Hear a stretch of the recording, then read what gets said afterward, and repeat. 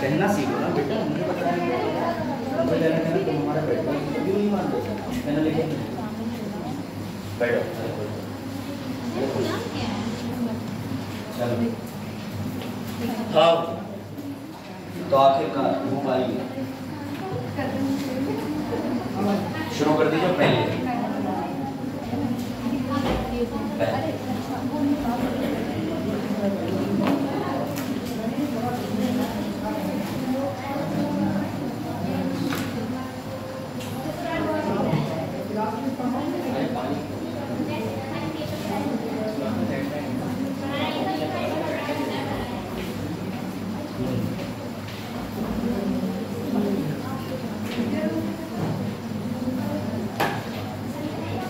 चलो ठीक है, लिखो आज का टॉपिक।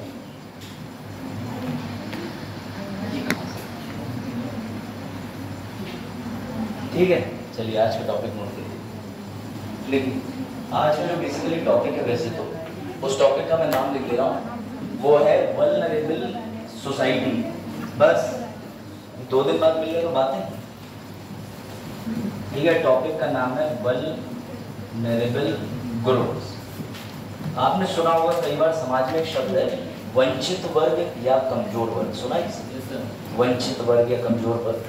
तो आमतौर पर हम उसी की बात करेंगे एवं उनके संबंध में कल्याणकारी वेलफेयर स्कीम्स, कौन कौन सी कल्याणकारी नीतियां चलाई जा रही हैं, आज का टॉपिक ये। तो आज का टॉपिक बच्चों रहेगा वल्नरेबल ग्रुप्स या vulnerable society and welfare scheme. ये है आज का टॉपिक। जो थर्सडे को होना था बेसिकली वो आज होगा, ऐसे सीधी बात है ना। जो फ्राइडे को होना है वो देखा जाएगा। तो ये हेडिंग नोट कर लीजिए। चलिए शुरू करते हैं। इसको सबसे पीछे रख दीजिए हमारे बैग के चेहरे ऊपर पीछे से कवर होगा, आराम से रख देना बेटा, ठीक? फिर बोल जाए, फिर पता चलेगा। चलो ये लिखा vulnerable group and welfare scheme. ठीक है, इसे क्या कहते हैं सर? तो इसे वंचित वर्ग भी कहते हैं।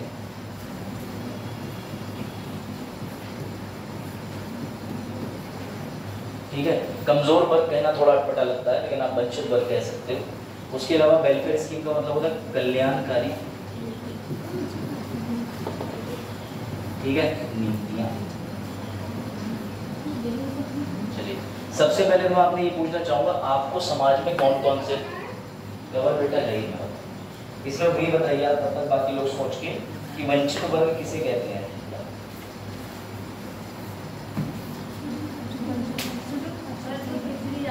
हाँ, पिछड़ी जाति के लोग होते हैं, चलो मान लिया। और जिन तक गवर्नमेंट की स्कीम नहीं पहुंच पाती, सहूलियत नहीं मिल पाती। और कोई वंचित वर्ग किसे कहते हैं?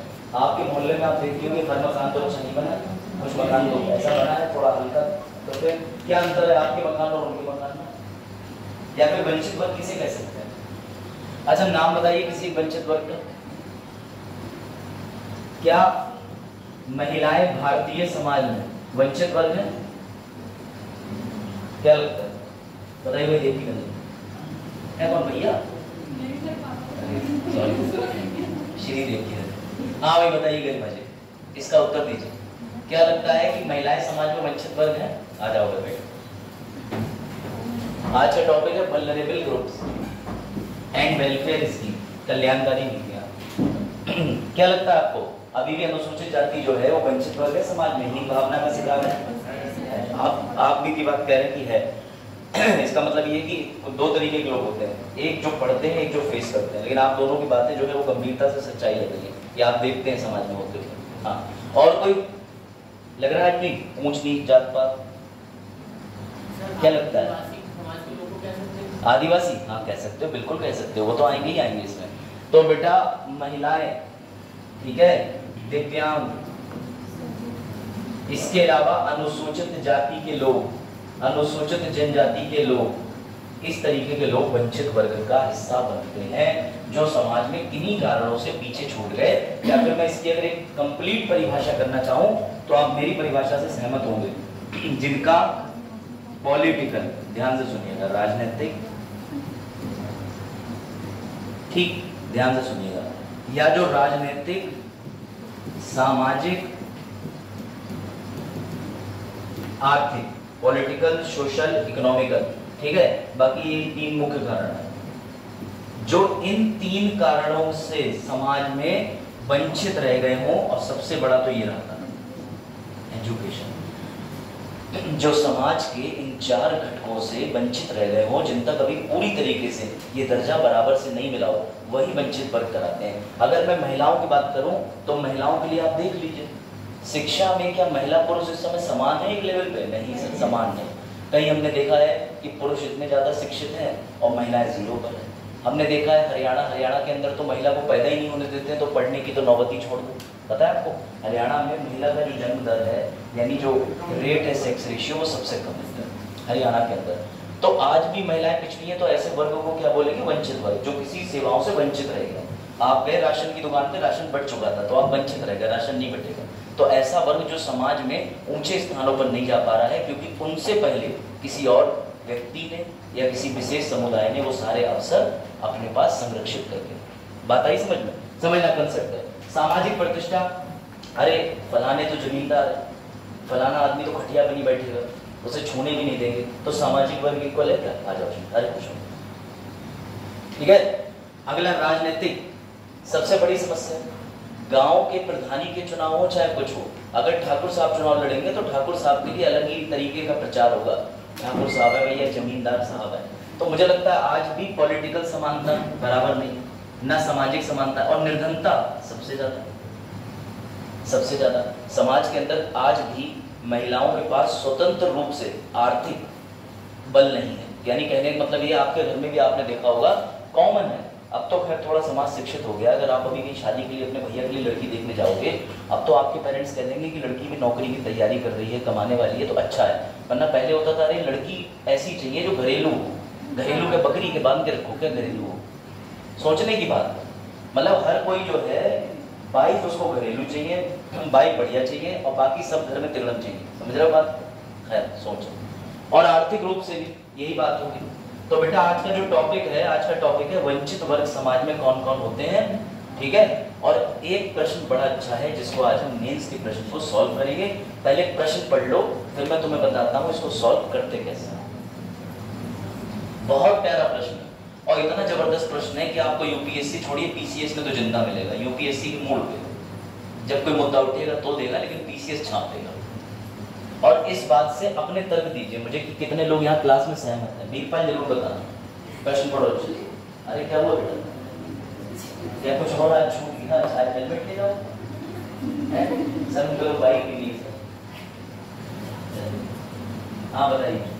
आजादी के 70 सालों के बाद भी अनुसूचित जाति बच्चों, शेड्यूल कास्ट एससी, अनुसूचित जनजाति एसटी समुदाय जिन समस्याओं से ग्रसित है, परेशान है, क्या राष्ट्रीय अनुसूचित जाति आयोग तथा राष्ट्रीय अनुसूचित जनजाति आयोग,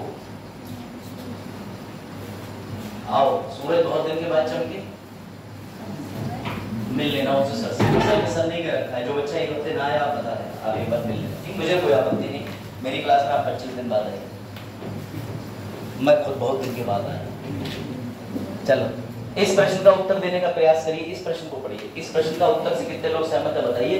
मुख्य परीक्षा का प्रश्न। हाँ बर्थडे किसका?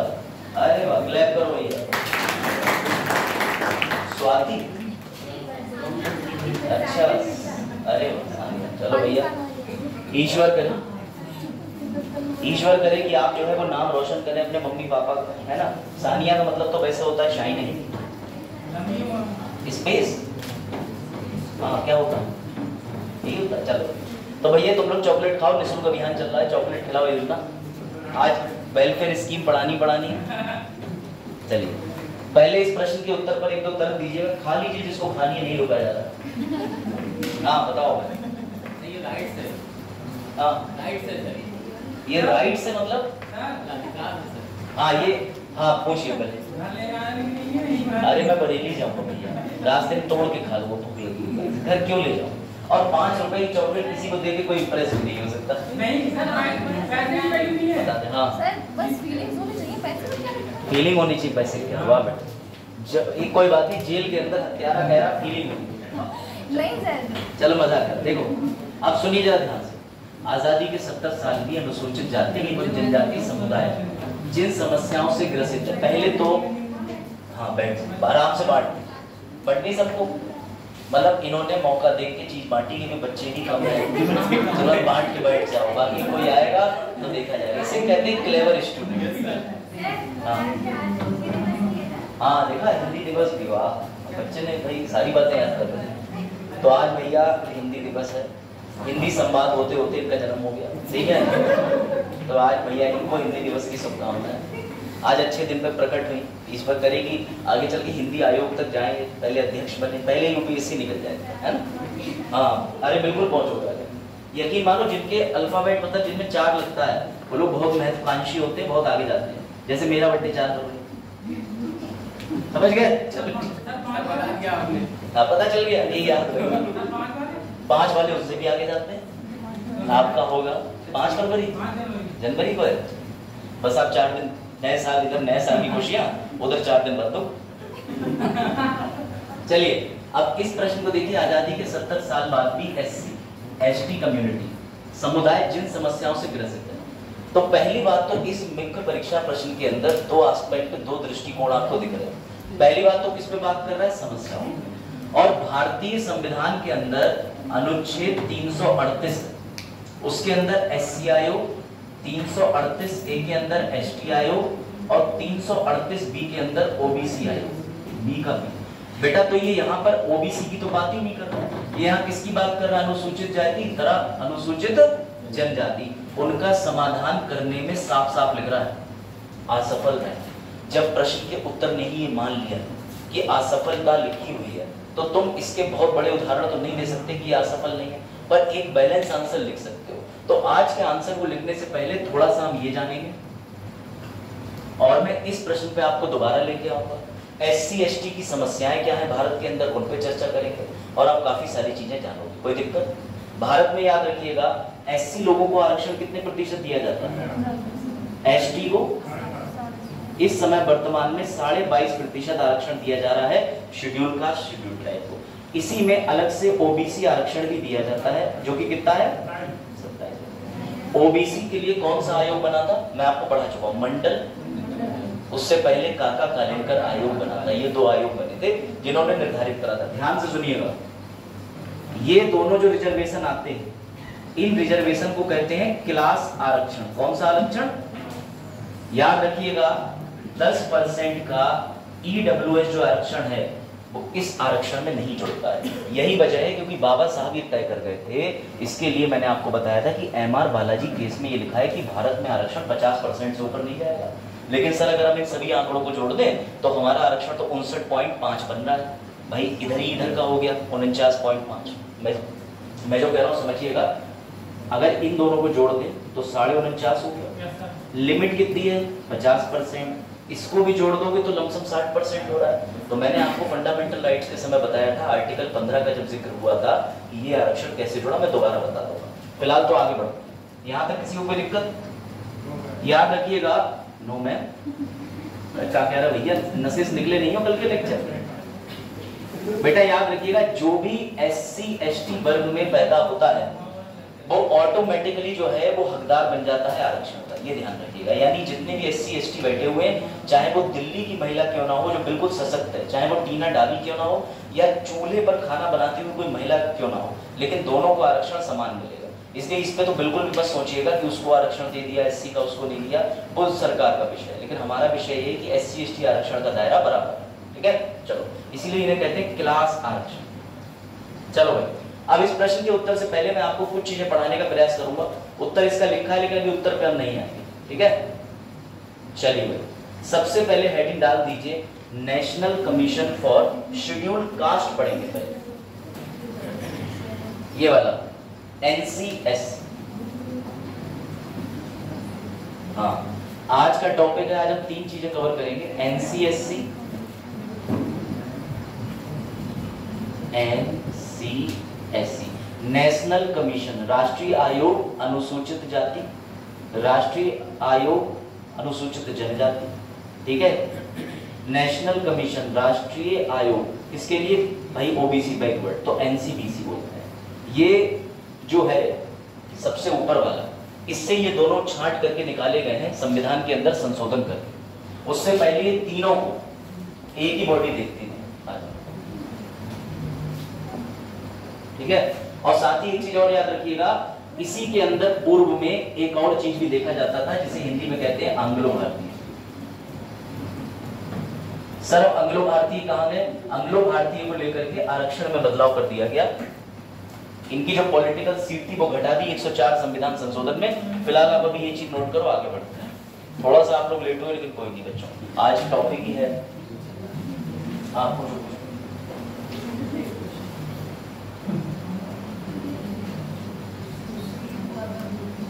हाँ बिल्कुल, ये बात आपकी अच्छी है, अच्छी बात।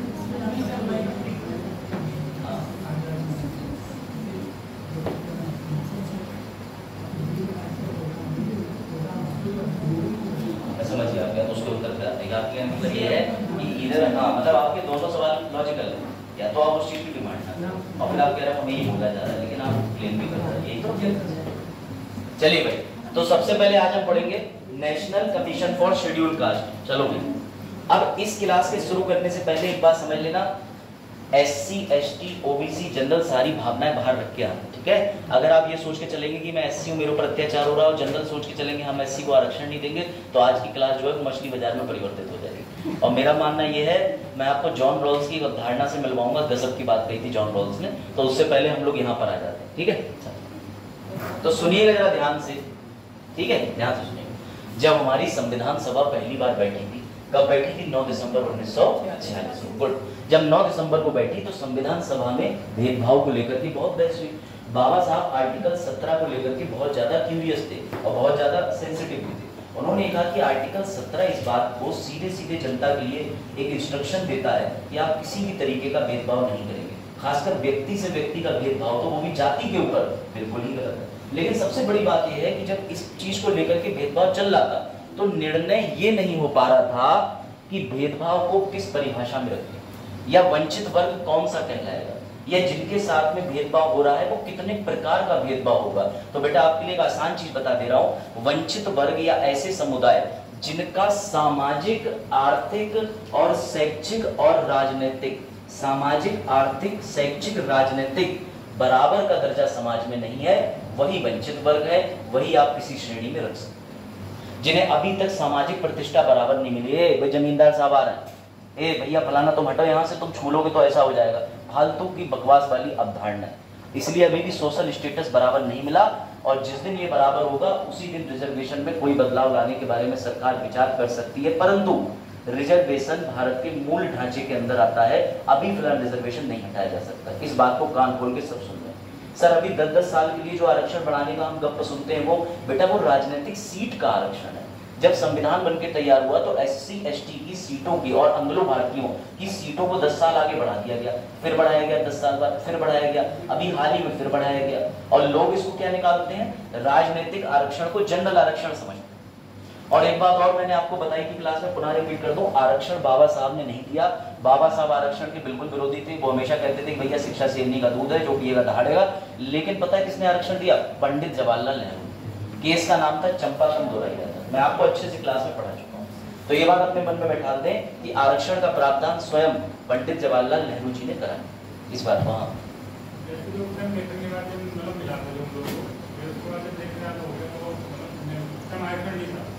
नहीं, देश जैसे आजाद हुआ उस टाइम कोई भारत में आरक्षण नहीं था, कोई भी नहीं था, सब लोग फ्री थे। तभी तो चंपाकम जब एमबीए में, एमबीबीएस में, मैं कहानी सुना दूं, बड़ा मजेदार कहानी, चलो बता देता हूँ। कुछ बच्चे नए भी आए जिनका छूट गया था, जिनका रिवीजन हो जाएगा, लेकिन मैं आपको जॉन रॉल्स की कहानी जरूर सुनाऊंगा। पहले आप ध्यान से सुन लीजिएगा ताकि आपको दिक्कत ना हो। सुनिएगा, दौर है 1950 का। संविधान कब लागू हुआ था? क्या बनके कब तैयार हुआ था? 26 नवंबर 1949। ध्यान से सुनना। जगह का नाम है मद्रास, और यहाँ यूनिवर्सिटी है जिसका नाम है यूनिवर्सिटी ऑफ मद्रास। जैसे आप कह सकते हो कि बरेली यूनिवर्सिटी, ऐसी मद्रास यूनिवर्सिटी। यहाँ पर एडमिशन लेने के लिए एमबीबीएस में एक बच्ची थी, उसका नाम था चंपाकम। पूरा नाम भी आप लिख सकते हैं। अब ये बच्ची जाती है एमबीबीएस में एडमिशन लेने के लिए, और यहाँ पर क्या कहती है, विश्वविद्यालय क्या कहता है, कहता है डियर चंपाकम, 1927 में एक अधिनियम बनाया था यहाँ के लिए। जल्दी बैठ जाओ, ठीक है, ध्यान से सुनना। संविधान लागू हुआ 1950 में। इधर मद्रास के अंदर एक बच्ची एडमिशन लेने जाती है एमबीबीएस के अंदर, एमबीबीएस में एडमिशन लेने जाती है तो मद्रास यूनिवर्सिटी कहती है कि 1927 का एक कानून लागू है। क्यों? क्योंकि जो चंपाकम होती है जब ये अपनी एक सीट को क्लेम करती है, ध्यान से सुनना, ये जनरल जाति से बिलोंग करती है, जब ये अपनी सीट मांगती है तो कॉलेज कहता है कि हमारे पास 100 सीटें थी जिसमें से मैडम 50 भर चुकी हैं, और अब 50 पे हम आपको ले नहीं सकते क्योंकि 1927 के तहत ये 50% सीटें हमारे यहाँ SC ST के लिए आरक्षित है। अब चंपाकम का दिमाग ही हिल गया, बोली एक तो 1927 का नियम और दूसरा हमारे संविधान के उस समय अनुच्छेद 15 के अंदर आरक्षण का जिक्र ही नहीं था। सीधे लिखा था रंग, जाति, नस्ल, colour, race, religion, caste, sex, इन चीजों पे, इन 5 क्राइटेरियाज पे हम भेदभाव करेंगे। चंपाकम दुराई राजन सीधे बोली कि आर्टिकल 15 की तो ये जिंदा जिंदा अवहेलना हो रही। उस समय आर्टिकल 15 के अंदर ऐसा कोई आरक्षण का प्रावधान लिखा नहीं था। मेरी बात ध्यान से सुनना, मैं संशोधन भी आपको बता दे रहा हूं, कंडीशन भी बता दे रहा हूं। आर्टिकल 15 का 1 था, 2 था, 3।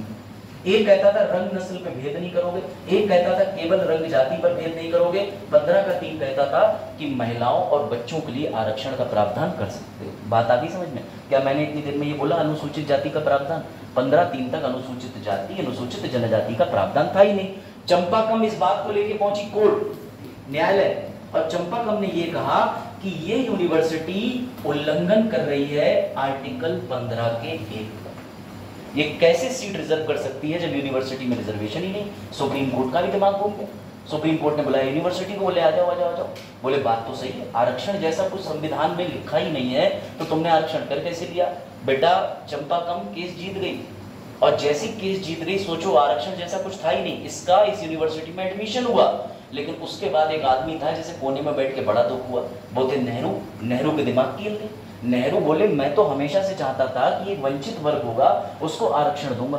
तो नेहरू जाते हैं अपने बेस्ट फ्रेंड के पास जिनका नाम होता है बाबा साहब अम्बेडकर द ग्रेट। जब ये इनके पास भाग के जाते हैं और पूरी स्टोरी दिखाते हैं, बताते हैं सबको, तो बाबा साहब एक ही बात कहते हैं। बाबा साहब कहते हैं अपना ही तो संविधान है, अगर आरक्षण का प्रावधान नहीं था तो चलो आरक्षण का प्रावधान डाल देते हैं। नेहरू की रिक्वेस्ट पे बाबा साहब अनुच्छेद 15 का 4 डालते हैं। ऐसे ही अपनी कॉपी में नोट करिए, घर जाके गूगल चेक करना, बेरेक पढ़ना और मजा भी आएगा आपको। 15(4) डाला गया, प्रथम संविधान संशोधन, इसे बोलते हैं कॉन्स्टिट्यूशनल अमेंडमेंट, संवैधानिक संशोधन। प्रथम संवैधानिक संशोधन बेटा करा गया, और सुनना कब करा गया? 1951 में। क्यों सर 51 क्यों? क्योंकि केस 50 में हुआ था, निर्णय आते आते 1 वर्ष का समय लग गया और संशोधन करते करते अगला साल आ गया। और इसमें पता है देश की सरकारों ने क्या लिख दिया? इसमें देश की सरकार ने लिख दिया संशोधन में कि राज्य, ध्यान रखना ये मौलिक अधिकार में जोड़ा जा रहा है, इधर उधर नहीं जोड़ा जा रहा है। आर्टिकल 15 मौलिक अधिकार है, अगर कोई तुम्हारा आरक्षण छीनेगा तो तुम सुप्रीम कोर्ट, हाई कोर्ट जा सकते हो। आर्टिकल 13 ये बात कहता है कि कोई भी मौलिक अधिकार का उल्लंघन नहीं किया जा सकता। तो 15(4) में लिख दिया अनुसूचित जाति को, अनुसूचित जनजाति को। ध्यान से सुनना, एक गेम खेल गए, एक गेम खेल गए। चंपाकम दुराई राजन SC और ST के रिजर्वेशन को लेके गई थी, लेकिन सरकार इतनी चालाक थी कि उसने यहाँ पर एक शब्द जोड़ दिया OBC। और जब ये OBC जोड़ दिया तो तुम्हें जान के और ताज्जुब होगा कि भारत में 1977 तक, 1977 करीब 1989 तक OBC को आरक्षण नहीं मिलता था। अभी जो आप आरक्षण लेते हैं OBC वाला, अन्य पिछड़ा वर्ग वाला, 27% आरक्षण है इस समय, और SC और ST को मिला के 22.5%, जिसमें SC को 15 और ST को 7.5%। OBC का आरक्षण अभी ताजा ताजा आया, OBC का कोई आरक्षण नहीं था। एक तो SC ST अपना आरक्षण क्लेम कर पाए, और जैसे ही इन्हें आरक्षण मिला 15(4) में डाला गया, देश में हिंसा होना शुरू। ऊंचे वर्ग के लोग कहने लगे कि अब तुमने 100 में से 22.5 सीटें हमारी खराब कर दी, और अभी तो तहलका मचना बाकी था, अभी तो SC ST तुमसे नहीं समझ रहा था। इतने में ही क्या हो गया? इतने में ही सरकार ने गठन कर दिया काका कालेलकर आयोग। काका कालेलकर आयोग 1955 में। और ये काका कालेलकर आयोग जब गठित हुआ तो इस आयोग के गठित होने के बाद कह दिया अब ओबीसी के आरक्षण की जाओ खबर लेके आओ। तो बड़ा अच्छी स्टोरी है। जब ओबीसी पता करने जाते हैं गांव में तो पता कैसे जाते हैं, जाते हैं जनरल वालों से मिलते हैं, कहते हैं आप बताइए कि आप ओबीसी हैं कि जनरल। वो कहते हैं ओबीसी जनरल क्या, 35 गाय बंधी हुई है, इतने बीघा है, हम जमींदार हैं, पिछड़ा समझ रहे हो हमको। तो ये क्या करा इन लोगों ने, काका कालेलकर आयोग के सदस्य ने रिपोर्ट बनाई और रिपोर्ट में लिख दिया कि जिसके पास इतनी गाय है, इतना है, गांव में इतनी इज्जत है, वो ओबीसी में नहीं आएगा। और एससी तो सबको पहले से पता ही थे, लेकिन उसके बाद इनकी पूरी रिपोर्ट फेल हो गई क्योंकि इन्होंने खुद अपनी गलती मान ली कि हम पूछ के बनाए रिपोर्ट, हमने खुद जाके ग्राउंड रिपोर्ट पे काम नहीं करा। फिर इनके करीब 20 साल बाद 1977-78 के आसपास में जब मंडल आयोग गठित होता है तो मंडल आयोग उल्टा काम कर देता है। ये जनरल वालों से पूछ रहे थे, वो चले जाते हैं एससी वालों से पूछने। अब एससी वाले निकालते गुस्सा, बोले अच्छा यादव ने उस दिन दूध तौलते समय बेईमानी करी थी, बनाओ ओबीसी में। तो यादव किस में आ गए, ओबीसी में। तो ऐसे कर करके ये जो बदला है जनरल और एससी वाला, इससे आपके आरक्षण के अंदर संविधान में ये गठित हुआ, ये पूरी स्टोरी। तो जब हमने मौलिक अधिकार पढ़ा था तो मैंने समझाया था कि एससी को आरक्षण संविधान के अंदर कैसे मिला। पहली बार अनुच्छेद 15 के 4 से, ये याद रखना। अनुच्छेद 15 के अंदर उप अनुच्छेद 4 1951 प्रथम संविधान संशोधन से जोड़ा गया, जो एससी एसटी एवं ओबीसी के आरक्षण की बात करता है। हाँ पूछो। हाँ ईडब्ल्यूएस अभी जोड़ा गया लेटेस्ट 2019 में। हाँ जो 1927 में था, ध्यान रखिएगा हमारे भारत के संविधान की विधि के लिए एक चीज है, मैं आपको ये भी बता दे रहा हूँ। पता है कहाँ दिक्कत आती है? अब क्लास में 2 4 5 बच्चे, जैसे अभय हो गया, अभय ने पहले दिन से क्लास नहीं ली, उसको पता ही योजना के बारे में चला, सतनाम हो गए। तो जैसे हमारी यहाँ पे जो शुरुआत हुई थी वो मौलिक अधिकार से हुई थी और इतनी डीप गए थे हम 3-4 क्लासेस में कि ये सब हमने पढ़ लिया था। लेकिन मैं दोबारा बता दे रहा हूँ, बच्चे भूल भी जाते हैं और जिन्होंने नहीं पढ़ा समझिएगा। इन्होंने ये पूछा सर ये जो 1927 का कानून था मद्रास वाला, ये 1950 में कैसे लागू हो गया? तो सुनना जरा ध्यान से, इसको लेके हमारे भारत के संविधान में 13(1) और 13(2) काम करता है। 13(1) कहता है कि भारत के संविधान बनने से पहले जो भी कानून थे, अगर वो भारत में लागू होते हैं तो वो पूरी तरीके से नष्ट नहीं होंगे। इसके लिए ग्रहण का सिद्धांत पढ़ा होगा आपने, डॉक्ट्राइन ऑफ एक्लिप्स मैंने पढ़ाया था। ये जो कानून होता है ये ग्रहण अवस्था में चला जाता है। ये 1927 का कानून खत्म नहीं हुआ था, ये ग्रहण अवस्था में था और मद्रास यूनिवर्सिटी या सरकार जब भी चाहे तो संविधान बनने से पहले गए। आ जाओ जल्दी जाओ जल्दी, ठीक है। She used to take online classes, बैठ जाओ, कहीं भी बैठ जाइए बेटा, आज तो बहुत जगह। अब आई बात समझ में। तो अब है 1927 का कानून इसलिए लागू था क्योंकि भारतीय संविधान कहता है कि अगर संविधान बनने से पूर्व का कोई कानून सरकार चाहे तो लागू और जारी रख सकती है। सिंपल सी बात है। वो कहाँ चला जाएगा? वो ग्रहण अवस्था में चला जाएगा। इसे अभी के ग्रहण से कंपेयर करिए कि सूर्य है संविधान, उसके सामने कोई एक पुराना कानून आ गया तो ग्रहण का सिद्धांत, ग्रहण लग गया। अब वो ग्रहण को हटाना चाहो, नष्ट करना चाहो, ये उस राज्य की सरकार पर निर्भर करता है। बात आई समझ? अब बढ़े आगे। अब थोड़ा एससी एसटी क्लियर हो गया तो याद रखना बेटा, ये कभी मत भूलना, आर्टिकल 15(4) प्रथम संविधान संशोधन 1951 नेहरू गवर्नमेंट, और केस का नाम क्या था? चंपाकम। बस अगर ये इतनी बातें याद है तो तुम आरक्षण में किसी से बहस कर सकते हो। कोई अगर आपसे कहे कि आरक्षण क्यों दिया गया, कहना हमने मांगा नहीं था, नेहरू जी और अम्बेडकर जी के पास चले जाओ और एक ही तरीका है जाने का, छत से चढ़ो कूद जाओ। अब भाई बंद हो गए ना सारे रास्ते, तो बंद हो गए। हाँ वो 1927 अंग्रेजों ने इसलिए दिया था कि यूनिवर्सिटी में पढ़ने के लिए वो दिखाते थे, वो शोषण करना चाहते थे, इसलिए नौकर कहाँ से मिले? अब आप खुद सोचिए, किसी को नौकर बनाना है तो उसे शिक्षित करना होगा। अंग्रेज कहते थे कि उन्हें हम पढ़ाएं कैसे? पढ़ाएंगे तभी जब यूनिवर्सिटी में दाखिला होगा, इसके लिए आरक्षण कर दो। और बाद में उनसे काम लेते थे, हाउस कीपिंग, हमारे घर में बर्तन धो। चल तो ये बात ध्यान रखिए, ठीक है। आप आरक्षण पे समझ गए, ये सब डिस्कस हो चुका है पूर्व में। बेटा अगर आपसे कभी कोई पूछे, पहले मैं आपसे पूछ रहा हूँ, ठीक है, कृपा बताओ इस जंजीर में कमी क्या है? बाकी कोई नहीं बताएगा। सोचो बेटा जो आपको दिख रहा है। हाँ से बिल्कुल ये राज्य सरकार खत्म, ये सरकार था, सरकार चाहे पूरा थोड़ा खत्म नहीं कर सकती। हाँ उसका कोई मतलब नहीं, हमें पॉलिटी पढ़नी, पॉलिटिकल नहीं पढ़ना है। चल इस जंजीर में कमी बताओ, इस जंजीर में कमी बताओ। हाँ इस जंजीर में कमी बताओ, सूरज क्या कमी लग रही? बेसिक चीज है। अरे सर ये थोड़ी देर में टूट जाएगी सर, अगर इससे हमने कोई चीज पकड़ के 2 लोगों ने दम लगाया। समझ रहे? इस जंजीर में क्या दिख रहा है? ये ओके रिफा? आज जब आई थी तो आराम से मैजिक में बैठी थी, दरवाजा खड़बड़ खड़बड़ होता तो तुम भी बाहर, मैजिक भी बाहर, लेकिन तुम आराम से पकड़ के आई थी, मजबूत थी। बेटा समझना, मैं तुम्हें विचारक की बात बताना चाह रहा हूं, तुम जरा ध्यान से समझना। ये इंटरव्यू में बोल के आना जब भी तुम्हें ईश्वर मौका देगा, सर ये रहे जनरल, सर ये रहे एससी, सर ये रहे एसटी, सर ये रही औरतें या जो भी। अगर चैन यानी कि हमारी जो पूरा समाज है वो अगर तुम उसे कड़ी से जोड़ दो, मैं आपसे जुड़ा हूं, आप मुझसे जुड़े हैं, तो हम सब समाज में एक हैं। लेकिन अगर कड़ी का कोई हिस्सा टूट गया मेरी और तुम्हारी कमी के कारण, तो समाज में जो है समाज टूट जाएगा। जॉन रॉल्स कितनी प्यारी बात कहता है कि सोसाइटी जो है वो एक चैन की तरह है, और इस सोसाइटी के अंदर अगर कोई भी भाग कमजोर होगा तो वो टूट जाएगा। ये हमारा कर्तव्य है, ये हमारा कर्तव्य है कि हम अपने एससी एसटी भाइयों को या वंचित वर्गों को भी मजबूत करें, सशक्त करें, ताकि ये चैन कैसी रहे, मजबूत रहे। जॉन रॉल्स के विचार से खुश हुए?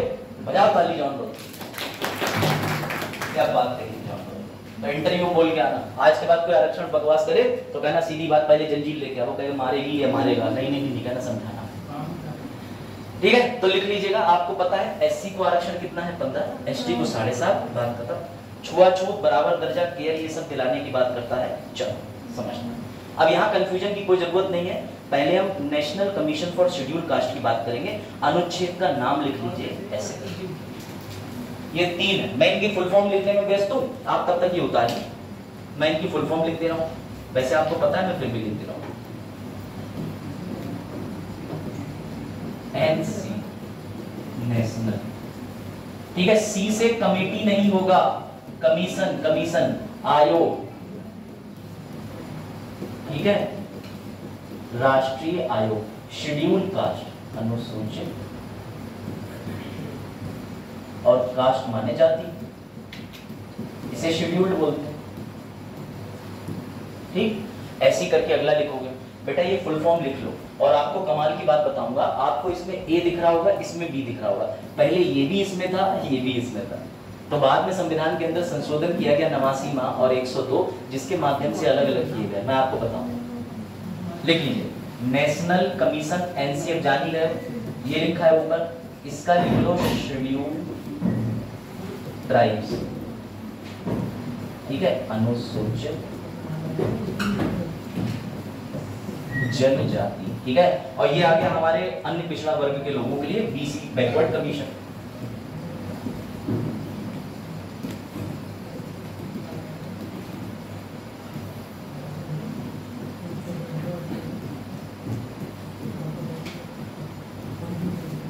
ठीक, पिछड़ा वर्ग है।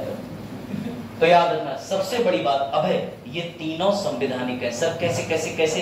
अरे भैया, जिसका एड्रेस संविधान की किताब के किसी अनुच्छेद से मैच हो रहा हो या अनुच्छेद लिखा हो, वही संवैधानिक होता है। सर राष्ट्रपति क्या है? संवैधानिक अनुच्छेद 52। सर उपराष्ट्रपति क्या है? संवैधानिक, भैया अनुच्छेद सबको पता है 63। सर प्रधानमंत्री क्या है? संवैधानिक अनुच्छेद 74। सर नीति आयोग असंवैधानिक, क्योंकि भैया उसका कोई भी आर्टिकल मेंशन ही नहीं है, वो तो असंवैधानिक भी नहीं है, एग्जीक्यूटिव कार्यकारी परिषद है, समझना। लेकिन हाँ, गैर संवैधानिक और असंवैधानिक में अंतर है। गैर संवैधानिक का मतलब ये होता है, और असंवैधानिक का मतलब, असंवैधानिक का तो ये सीधा मतलब हो गया किसी काम की नहीं है, उसे संविधान से डिलीट करना है, हटाना है, नॉन कॉन्स्टिट्यूशनल हो गया, उसका कोई भी दर्जा नहीं रहा, खत्म।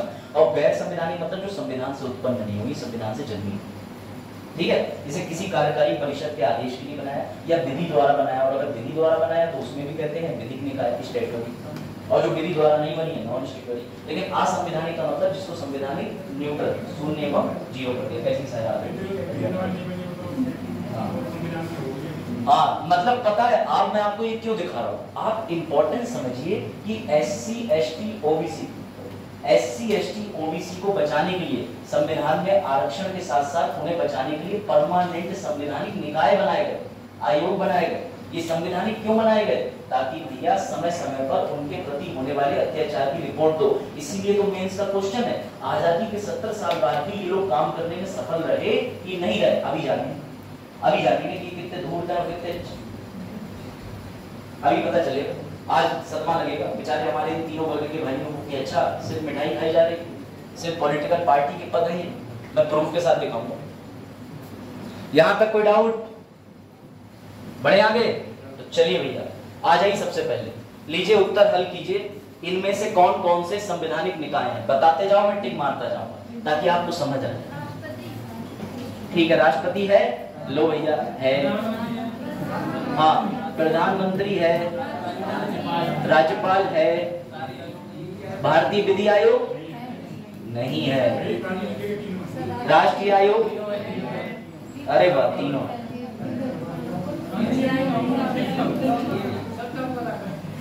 आज तो पूरी क्लास टॉपर बन गई, वाह क्या बात है।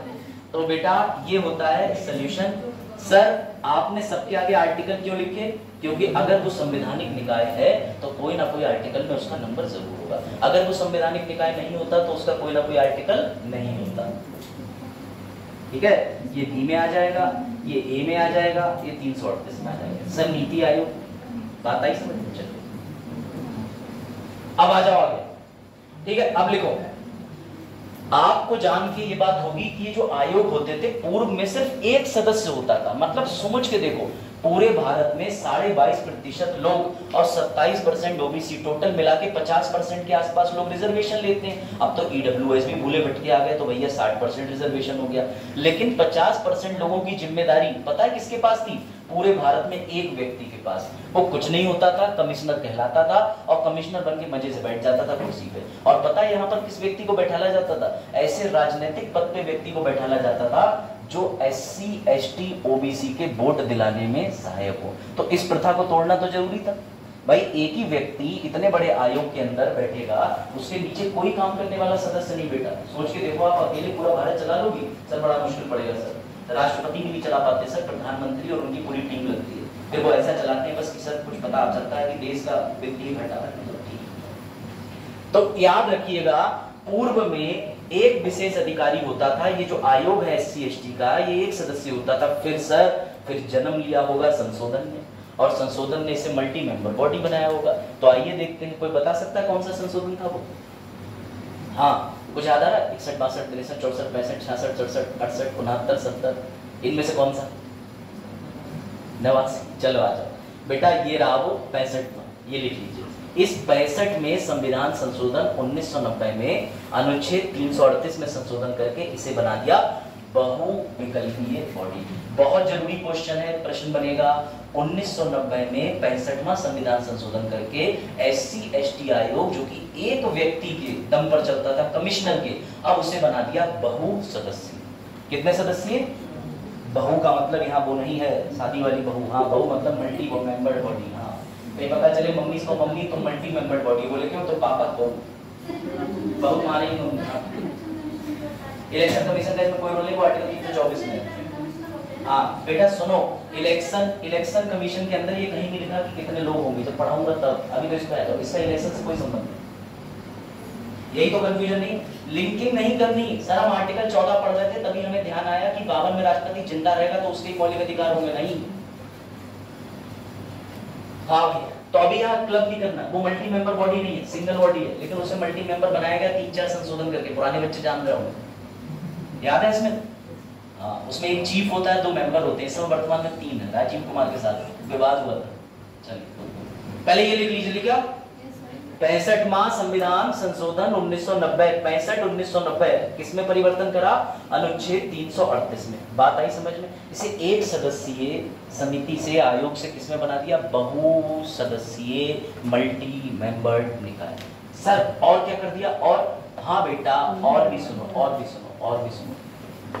एक साथ थे, ध्यान से सुनना, ध्यान से। पहले एक साथ रखे जाते थे, ये जिंदा रहे और इनको देखने के लिए मल्टी मेंबर ढांचा बन गया। सुनो ध्यान से। अब दिक्कत ये आ रही थी 2003 से पहले एक मुकदमा हुआ था, आप सबको मैंने पढ़ाया था 1993 में। मैंने आपको बताया था सहानी केस, सहानी बताया था, नहीं बताया था? इंदिरा सहानी केस, जिसे प्यार से मंडल केस बोलते हैं, 1993। उस 1993 में आरक्षण को लेके कुछ परिवर्तन सुझाए गए कि पदोन्नति पे आरक्षण नहीं करोगे, आरक्षण की लिमिट 50% से आगे नहीं ले जाओगे। तो बेटा उन सब आरक्षणों के चलते चलते ST और SC अलग अलग कर दिया गया। लिख लीजिए तुरंत कि 89वां संविधान संशोधन हुआ ना, क्लियर? हाँ हो गया, लिख लीजिए 89 कॉन्स्टिट्यूशनल अमेंडमेंट 2003 में। सुनिए, बीच में दरार पड़ गई, NC SC अलग हो गया, NC/ST अलग हो गया। और साथ ही जन्म किसका हुआ? 338A का, क्योंकि 338 तो पहले से ही था ना, उसमें हमने एक बॉडी काट के अलग बना दी। अब हम ST लोगों के लिए एक अलग आयोग, अलग ढांचा, अलग व्यवस्था तैयार कर रहे हैं। ऐसा हमने कब करा? 2003 में कर दिया। क्यों? क्योंकि सबसे बड़ी बात थी कि ये दोनों आयोग की पावर जब एक ही के पास थी तो कहीं ना कहीं वह अपना कार्य करने में विफल हो रहे थे। तो हमने सोचा दोनों को अलग अलग कर देते हैं ताकि अपना काम अच्छे से हो पाए। ये बात आई समझ में? अभी आगे आगे आगे आगे स्टोरी आगे। 102वां संविधान संशोधन अभी लेके चल रहा हूँ आपको। सबसे पहले 89वां संविधान संशोधन वर्ष 2003, और अभी जस्ट आपने इससे पहले जो 65वां संविधान संशोधन पढ़ा था 1990 में, उसमें एक सदस्यीय निकाय को बहुसदस्यीय निकाय बना दिया। बस इतना काम करा था। यहाँ पे SC अलग ST अलग कर दिए, जाति अलग नहीं करी, आयोग, आयोग की बात हो रही है। आयोग जैसे आपका UPSC का आयोग है, ऐसे ये भी आयोग। चलो भैया आगे। अब सुनो ध्यान से, 2018 तक OBC का ध्यान भी शेड्यूल कास्ट वाला ही रखता था आयोग। फिर क्या करा? निर्णय लिया गया 102वां संविधान संशोधन 2018 में, और मुबारक को जन्म हुआ NCBC।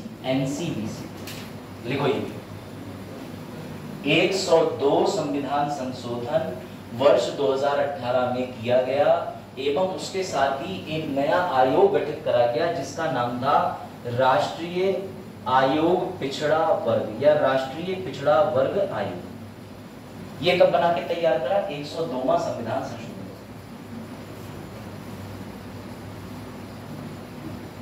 सवाल है इस पे, अभी सवाल दिखा रहा हूं आयोग में प्रीवियस ईयर में, तो आपको ये फैक्चुअल जानकारी याद रखनी पड़ेगी। 102 2018, 65वां 1990 और 89वां 2003। गुड, आपको ये तीनों याद रखने हैं बेटा, ये फैक्चुअल जानकारी है, इसकी कोई ट्रिक नहीं। अब जीके विद बीके मत देखना, ठीक है? जीके विद बीके में जाके ट्रिक देख लो, फिर कहो उसे उल्लू, उसे तीन, उसे वो, ठीक है? और बेटा रिश्ता खत्म हुआ। हाँ उसे समझ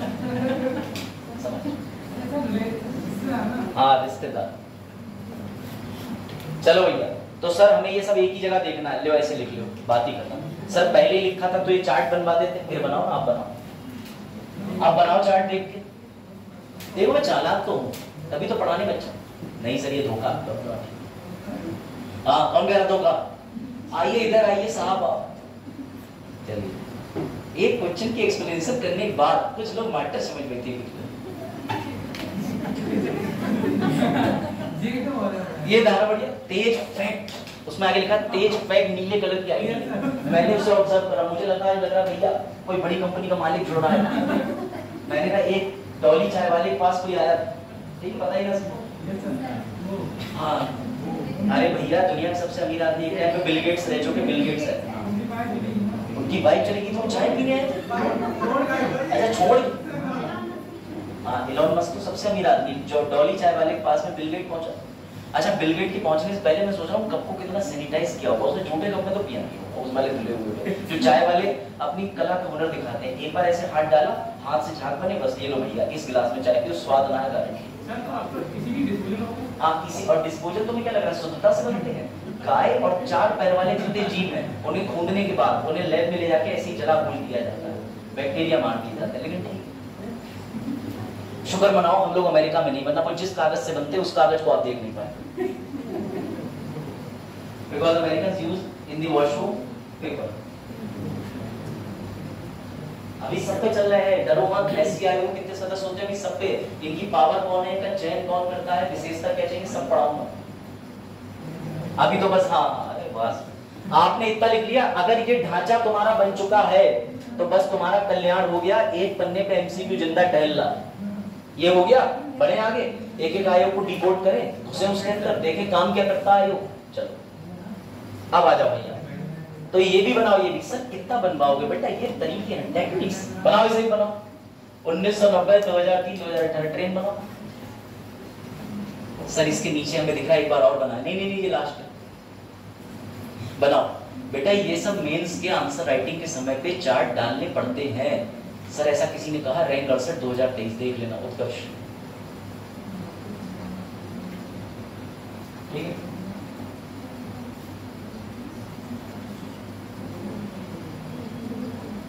वही लगाएंगे टेंशन जो काम हम ना करो। अब आप काम भैया कर दूँ नहीं बेटा 338 में एससी वाला 338 ये 338 में और बी के साथ बी जाएगा हाँ ये ऐसे ही बच्चे समाज पे कलंक स्टिग्मा। चलो लिखा अरे अब तो सर रट गया सर रट गया अगर अब भी नहीं रटा तो कोई बात नहीं बेटा लो इट ऑल लिख लो एक बार बंद अब नहीं आ रहा सर कल से नहीं लिख लो अगर आप लिख चुके तो आगे बढ़ जाते हैं। अब तो पक्का हो गया होगा पक्का हो गया 338 ए में बना यही जो पीछे देखो शायरा का मुझे पता है बच्चे 3-4 बार क्वेश्चन को नहीं समझ पाते तो मैंने फिर अलग लिखा 338 ए में क्या बना एससी एसटी सिर्फ एसटी 338 बी में क्या बी के साथ बी रहेगा बी के साथ बी रहेगा बी के साथ बी रहेगा तो ओबीसी आयोग एनसीबीसी 338 में अब तो नहीं भूलोगे अब भी अगर संशोधन तुमने गलत करा तो भैया सोच लेना है ना पढ़े आगे देखो रटवाना पड़ता है क्या करें बंदा फिर कोई आ जाएगा हम खान छन में पढ़ाते हैं ठीक है तो कोई बात नहीं हम मोहम्मद खान में पढ़ाते हैं। आओ भैया देखो 65वां संविधान संशोधन हो गया चलो भैया अब शुरू करते हैं लिखो शेड्यूल कास्ट के अंदर कितने लोग होंगे 5 लोग होंगे एक चेयरमैन होगा एक भैया उप चेयरमैन यानी उपाध्यक्ष और 3 सदस्य होंगे। मैं लिख दे रहा हूं वरना तुम्हें आनंद नहीं आ रहा ये लो लिखो। अब तुम्हें कमाल की बात बताऊं ध्यान से ऐसे लिखना सर पहले आयोग के बारे में बताइए एससी फिर बताइए एसटी फिर बताइए ओबीसी कोई दिक्कत ध्यान से समझना लिखो 5 पता है सबसे अच्छी बात जो काम ये करते हैं वही ये करते हैं वही ये करते हैं एक को पढ़ low duty same right same सदस्य सेम नियुक्ति सेम कितने साल रहेंगे वो भी सेम कौन हटा सकता है वो भी सेम तो मैं एक ही की पढ़ाऊंगा आपको सब याद हो जाएगा ठीक है। चलो बेटा ये 5 सदस्यीय को ऐसे लिखा करो 1+1/3 ये लिखने का तरीका डाल दो जैसे मुझसे कोई कहे सुप्रीम कोर्ट में कितने जज हैं तो मैं लिखता हूँ 1/33 तो कोई कह रहा है 1/33 मतलब मैंने कहा ये तो सीजीआई है बाकी के जज हैं और टोटल तुम जोड़ के लिखना चाहो तो 34 लिख लो। ये लिखने की आदत डाल लो तो मैं अपने आप लेवल अलग करना आ जाएगा। तो सर आपने यहाँ पे ये क्यों लिखा समझिएगा बेटा एक होता है अध्यक्ष हाँ बिल्कुल बिल्कुल बेटा आपकी अगली साल वही अगली बार सी सेट पार यही ठेका ही तो लिया मैंने यही तो 5-5 6 साल पढ़ा के पुस्तें आएंगी मेरी यहीं पे लाठी ले लेके आ रहे आर्टिकल 82 है देखो जल्दी इस साल चैन हो खत्म भले ही कोई दूसरा राज्य मिल जाए ठीक है। मैं तो अगर कराची अलाउड करे तो कराची सिविल सर्विसेज भी देने को तैयार हूँ लेकिन बस वही बात है पापा एक बार को एक में दरमिया बैठा के बात वहाँ कोई बात नहीं वहाँ पेन की जगह मुझे रिमोट मिलेगा बोले अगर आपने सही बटन दबाया भाई तो बस इंशाल्लाह आप हमारे सबसे बेहतर रिसोर्स साबित होंगे। हाँ 1+1 में वो लिखा है एक अध्यक्ष होगा अब मैं अंग्रेजी में लिख दे रहा हूँ ठीक है समझ लो बेटा एक होगा चेयरपर्सन एक होगा उप चेयरपर्सन 22 चेयरपर्सन 3 सदस्य होंगे 1+1 2+3 5 तो तुम इसे ऐसे लिख लो 1+1+1+1+1 हो गए 5 एक चेयरपर्सन एक उप चेयरपर्सन और ये 3 हो जाएंगे सदस्य मैंने ये लिखा बस मैंने इसे फ्रैक्शन में कन्वर्ट कर दिया इसे सॉल्व नहीं करना है कहीं तुमको पॉलिटी का मास्टर घर पे पापा का पागल हो गया है सवाल दे रहा है मैं बचपन में सही नहीं थी अब सही करके जो है तुम लोगों को भी मिल जा रहा हूँ और किसी के पापा मैथ के टीचरों को सॉल्व भी कर दे सदस्य बने 0.0222 समझ रहे हो तो ऐसा मत कर लाना नहीं समझ नहीं सानिया बैठे ऐसा कुछ तो नहीं पड़ेगा चलो भैया हाँ अब आया मैथ के लिए इधर देखा अब समझ गए तुम क्लास में इतने सवाल क्यों पूछते चलो ये लिखा अब भी कोई कंफ्यूजन है तो भैया चार्ट फॉलो करें सर कौन सा चार्ट फॉलो करें ये देखिए भैया 338 में लिखा है शेड्यूल कास्ट आयोग के अंदर 5 जन होंगे एक चेयरमैन होगा चेयरपर्सन होगा कुछ भी कह लो उसके साथ एक कौन होगा 22 चेयरपर्सन 3 सदस्य होंगे तो सर ये कितने सदस्य के बारे में बात करता है चेयर+4 लेकिन ये चेयर+4 के धोखे मत आना एक चेयरपर्सन एक 22 चेयरपर्सन 3 सदस्य यही आखिरी प्रणाली है बात आई समझ में। अब आगे बढ़े सुनना इनकी नियुक्ति कौन करता है राष्ट्रपति। सर इनकी पावर कितनी होती है? पावर तो तुम देख के डर जाओ। पावर इसकी इतनी जबरदस्त होती है बेटा कि पावर का कोई मुकाबला नहीं है। इनकी जो पावर होती है चेयरमैन साहब की, वो होती है कैबिनेट मिनिस्टर के बराबर। और ये जो जितने होते हैं, एक वाइस चांसलर, वाइस चेयरपर्सन और 3 सदस्य, इनकी होती है राज्य मंत्री के बराबर। राज्य मंत्री समझ के देखो, संजय भैया को जितनी सिक्योरिटी मिली है ऐसी समझो संजय भैया राज्य मंत्री। तो संजय भैया के टक्कर के आदमी होंगे, उतनी तनख्वाह पा रहे होंगे, उतना ही जलवा होगा, उतना ही भौकाल होगा सदस्यों का, लेकिन ये होगा जतिन प्रसाद जी की टक्कर। और जतिन प्रसाद जी की भी टक्कर का छोड़ो, कैबिनेट मिनिस्टर सीधे पीएम के क्लोज होते हैं, डायरेक्ट बात करते हैं सीधे। तो सोचिए इतना क्लोज दर्जा मिलता है कैबिनेट मिनिस्टर। आप समझ रहे हैं कि पावर, समझे क्या पावर होती है। तो आज के बाद चुनाव ही ना लड़े। चल अब ध्यान से सुनिएगा, इनके बारे में कुछ और ये मिटा दो, ये आगे लिखा है मैंने, अभी आपको लिखवाऊंगा, चिंता ना करिए। सुनिए ध्यान से, इनकी नियुक्ति कौन करता है? क्या योग्यता चाहिए? तुमने अपने समाज के लिए कुछ भी ना करा हो, तुम बस खाली घूम रहे थे, लेकिन तुम इनकी नजर पड़ गई और इन्होंने तुम्हें बना दिया भैया एक शब्द कह के। इन्होंने कह दिया कि तुम बहुत बड़े प्रसिद्ध शास्त्री हो। सुनना जरा ध्यान से, एमिनेंट। आज तक संविधान में एमिनेंट वर्ड की डिफाइन ही नहीं करा गया। मुझसे ये पूछा जाए कि सर आपने यीशु को ही क्यों ग्रुप एडमिन बनाया, तो मेरे पास कोई जवाब ही नहीं होगा। क्यों? मैंने एमिनेंट का दर्जा देके बना दिया, लेकिन एमिनेंट की परिभाषा दो, यही संविधान करता है। संविधान ने कुछ जगह एमिनेंट तो लिख दिया है, विधि शास्त्री, डिस्टिंग्विश्ड ज्यूरिस्ट, एमिनेंट, सुप्रसिद्ध, लेकिन परिभाषित कहीं नहीं किया गया। सुनना यहाँ से क्या लिखा है, यहाँ लिखा है जो व्यक्ति सामाजिक राजनीतिक वर्कर रहा हो, इसका मतलब वो इनकी पॉलिटिकल पार्टी से रहा हो। समझ गए बात को कि नहीं समझे? क्या मतलब है इस लाइन का?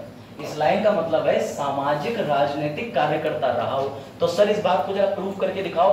अभी मैं आपको एससी के इस समय वर्तमान जो कह सकते हो आपकी चेयरपर्सन है, उनका फोटो दिखाऊंगा, वो किससे माला पड़वा रहे हैं ये दिखाऊंगा, और वो किस पार्टी के ये भी दिखाऊंगा। तब आप समझ जाओगे कि एमिनेंट का मतलब क्या होता है। मजेदार चीज देखो, अवधि समझिए 3 साल की होती है, बड़ा और घटा सकते हैं, 5 साल तक अधिकतम जा सकते हैं, तय राष्ट्रपति करता है, लेकिन इनकी अवधि कितनी रहती है? 3 साल। सर दोबारा नियुक्त करे जा सकते हैं? हाँ, एक व्यक्ति 2 बार नियुक्त करा जा सकता है। सदस्य जो है वो भी 2 बार नियुक्त करा जा सकता है, चेयरपर्सन भी 2 बार नियुक्त करा जा सकता है, उप चेयरपर्सन भी 2 बार नियुक्त करा जा सकता है। बात आई। सर और क्या होता है बेटा? हटाता भी कौन है? राष्ट्रपति। और जरा बुद्धि लगाओ, फटाक से बुद्धि लगाओ रिफा और बाकी बच्चे, राष्ट्रपति के पास खुद का विवेक होता है? नहीं। इसके एडवाइस पे काम करता है। तो एक दिन प्रधानमंत्री राष्ट्रपति घर के बाद कह रहे थे मेरे मन को भाया, टेटेटेस काट के खाया। यानी कहने का मतलब ये है कि वो राष्ट्रपति के कान में गया है, मनसुख मारिया। बोले ये क्या होता है? बोले आज से नए हमारे चेयरपर्सन। बोले मेरा मन नहीं है। बोले इंदिरा गांधी 42 में संविधान संशोधन 1976। तो राष्ट्रपति बोले इसका मतलब? बोले बाध्यकारी। तो बेटा राष्ट्रपति जो नियुक्ति करता है, राष्ट्रपति की वैल्यू नहीं होती, ये कराता प्रधानमंत्री। क्यों? इंदिरा गांधी जब प्रधानमंत्री बनी तो बाध्यकारी बनी। राष्ट्रपति हर सलाह से बाध्य है प्रधानमंत्री की, हर काम में। सर वो शादी कर रहा है, लड़की पसंद करनी, बेटा वो उसका अपना निजी अधिकार है। समझ रहे? इसीलिए 65 साल वाले ऊपर ही बनाए जाते हैं। उसमें भी तुम घुस पड़ोगे प्रधानमंत्री तो कैसे काम चलेगा? समझ गए? याद रखना बेटा, याद। मैं आपको इसीलिए सीधे बुक से दिखा रहा हूं, समझिएगा। ये आ गया। अब उसके बाद समझो, सैलरी का दर्जा सेक्रेटरी के बराबर होता है, सैलरी का कैबिनेट मिनिस्टर का बराबर पे स्केल होता है। ये मत पूछना कितनी तनख्वाह होती है, ये सोचो कहां छोड़ देते हो। ठीक है? नॉट चार्ज ऑन सीएफआई, ये बड़ा अच्छी बात है। भारत में राष्ट्रपति, प्रधानमंत्री, सभी जजेस की तनख्वाह भारत की संचित निधि से निकलती है। इसका क्या फायदा होता है? कभी भी बजट बनेगा तो इनकी तनख्वाह को बजट में जिक्र नहीं किया जाता। क्यों? ताकि एक जज अपना काम ईमानदारी से कर सके। भारत की संचित निधि से उसकी तनख्वाह निकालते हैं, जिसपे वर्तमान सरकार का कोई नियंत्रण नहीं होता। लेकिन इसकी तनख्वाह पे होगा, क्योंकि इसकी तनख्वाह भारत की संचित निधि से नहीं निकलती, इसकी तनख्वाह पर सरकार का नियंत्रण होता है। सर इसकी शक्तियां क्या होती हैं? आगे बताता हूं, फंक्शन क्या करते हैं क्या बताता हूं। आप छोटे स्तर पर इस चीजों को समझ लें। इनकी नियुक्ति कौन करता है? इनको हटा, जो नियुक्ति करेगा वही हटाएगा। कैबिनेट दर्जा मंत्री के बराबर पावर होती है, सैलरी सचिव के बराबर होती है, 2 साल हो सकते हैं, 3 साल की अवधि होती है, घटाई बढ़ाई जा सकती है। तो सर अब चलते हैं आगे। लो बेटा, ठीक है, इसे एक बार पढ़ लो, एक बार पढ़ लो अच्छे से, एक बार पढ़ो। याद रखना जीवित क्वेश्चन दे रहा हूं, फिर मत कहना मैंने लिख भी दिया ये कहां से ताल्लुकात रखते हैं, क्योंकि उसमें क्या लिखा था, socio political worker. Socio political worker देखो,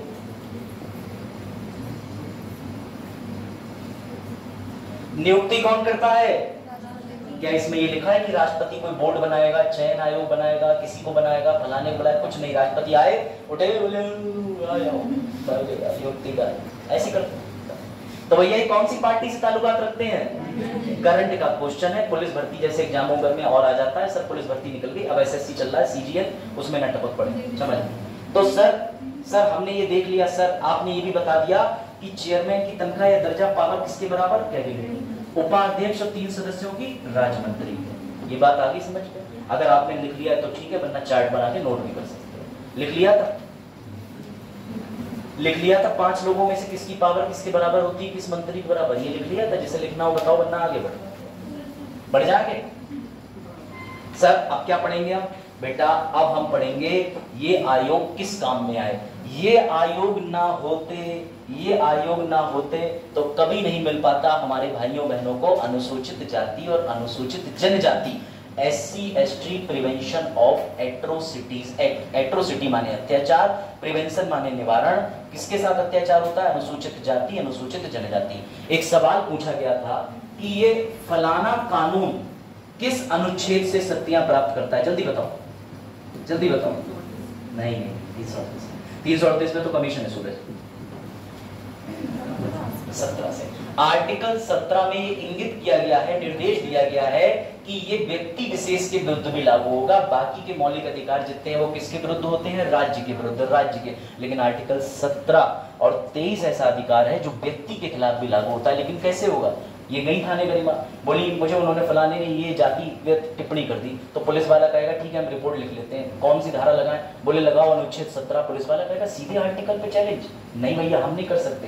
तो इसके लिए ये कैसे मुकदमा लिखवाएंगे? SC ST act. अब समझे? तो आर्टिकल 17 को सार्थक बनाने हेतु SC ST निवारण अधिनियम 1989 में बनाया गया। इस आयोग की देन है, फालतू नहीं है आयोग। मैं फिर मेन से क्वेश्चन पे लेके जाऊंगा, तुम्हें असफलता के तौर पर आंसर बराबर समता में बैलेंस रखने के लिए उत्तर मिल गया कि सर 70 साल के अंदर भले SC ST के लिए आयोग ने कुछ ना किया हो, लेकिन एक कानून दिया है जिसका नाम है SC ST निवारण।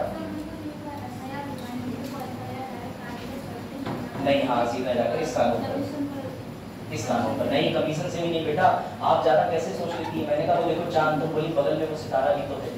बेटा समझो मेरे कहने का मतलब, ये जो कानून है इसमें पुलिस FIR जो लिखेगी उसमें 338 का कोई रोल नहीं, वो FIR लिखती नहीं, आप चौकी पे ही जाओगे। लेकिन चौकी वाली इस कानून की धारा लगाएंगे, धारा 3, धारा 4, धारा 6। हाँ, आयोग FIR नहीं लिखता। आयोग को हम शिकायत तब करेंगे जब पुलिस नहीं सुन रही हो, एक चिट्ठी बनाएंगे कि मैं इस वर्ग से ताल्लुकात रखता हूँ, इन्होंने मेरी FIR दर्ज नहीं करी, इससे ऊपर की शिकायत करेंगे। 1995 वाला ये तो नागरिक अधिकार संरक्षण अधिनियम है, ये भी बता देना। इसे कहते हैं सिविल राइट एक्ट। सुन लीजिए इसके बारे में, इसे कहते हैं सिविल राइट्स एक्ट। ठीक है, सुनिए, खत्म। अब नहीं इससे 1955 के कानून को खत्म करके क्या बना दिया गया? SC ST prevention atrocities act. ये पहले हुआ करता था, ये खत्म कर दिया गया।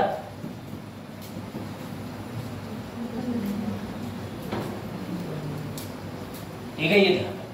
तो बेटा आज की डेट में सिविल राइट्स या सिविल लिबर्टीज एक्ट भी कहते हैं, वो नहीं है। हमारे पास कौन सा? अनुसूचित जाति और अनुसूचित जनजाति निवारण अधिनियम। ये ध्यान रखना। और ये एक्ट इतना खतरनाक है, अभी 2 वर्ष पूर्व इसके अंदर एक बहुत बड़ा बदलाव कर दिया था कि पहले अगर आप इसमें कंप्लेंट कराओगे तो आपको पुलिस तुरंत ले जाती थी पकड़ के। फिर इसमें अखबार में बड़ा न्यूज चली कि अब तब तक नहीं पकड़ेगी जब तक इन्वेस्टिगेशन ना हो जाए। इसमें गवाही भी होगी एक सामान्य व्यक्ति की। अभी फिर से इसमें हाईकोर्ट ने एक मामला सुनाया, एक राज्य का था, मेरे ख्याल से MP का।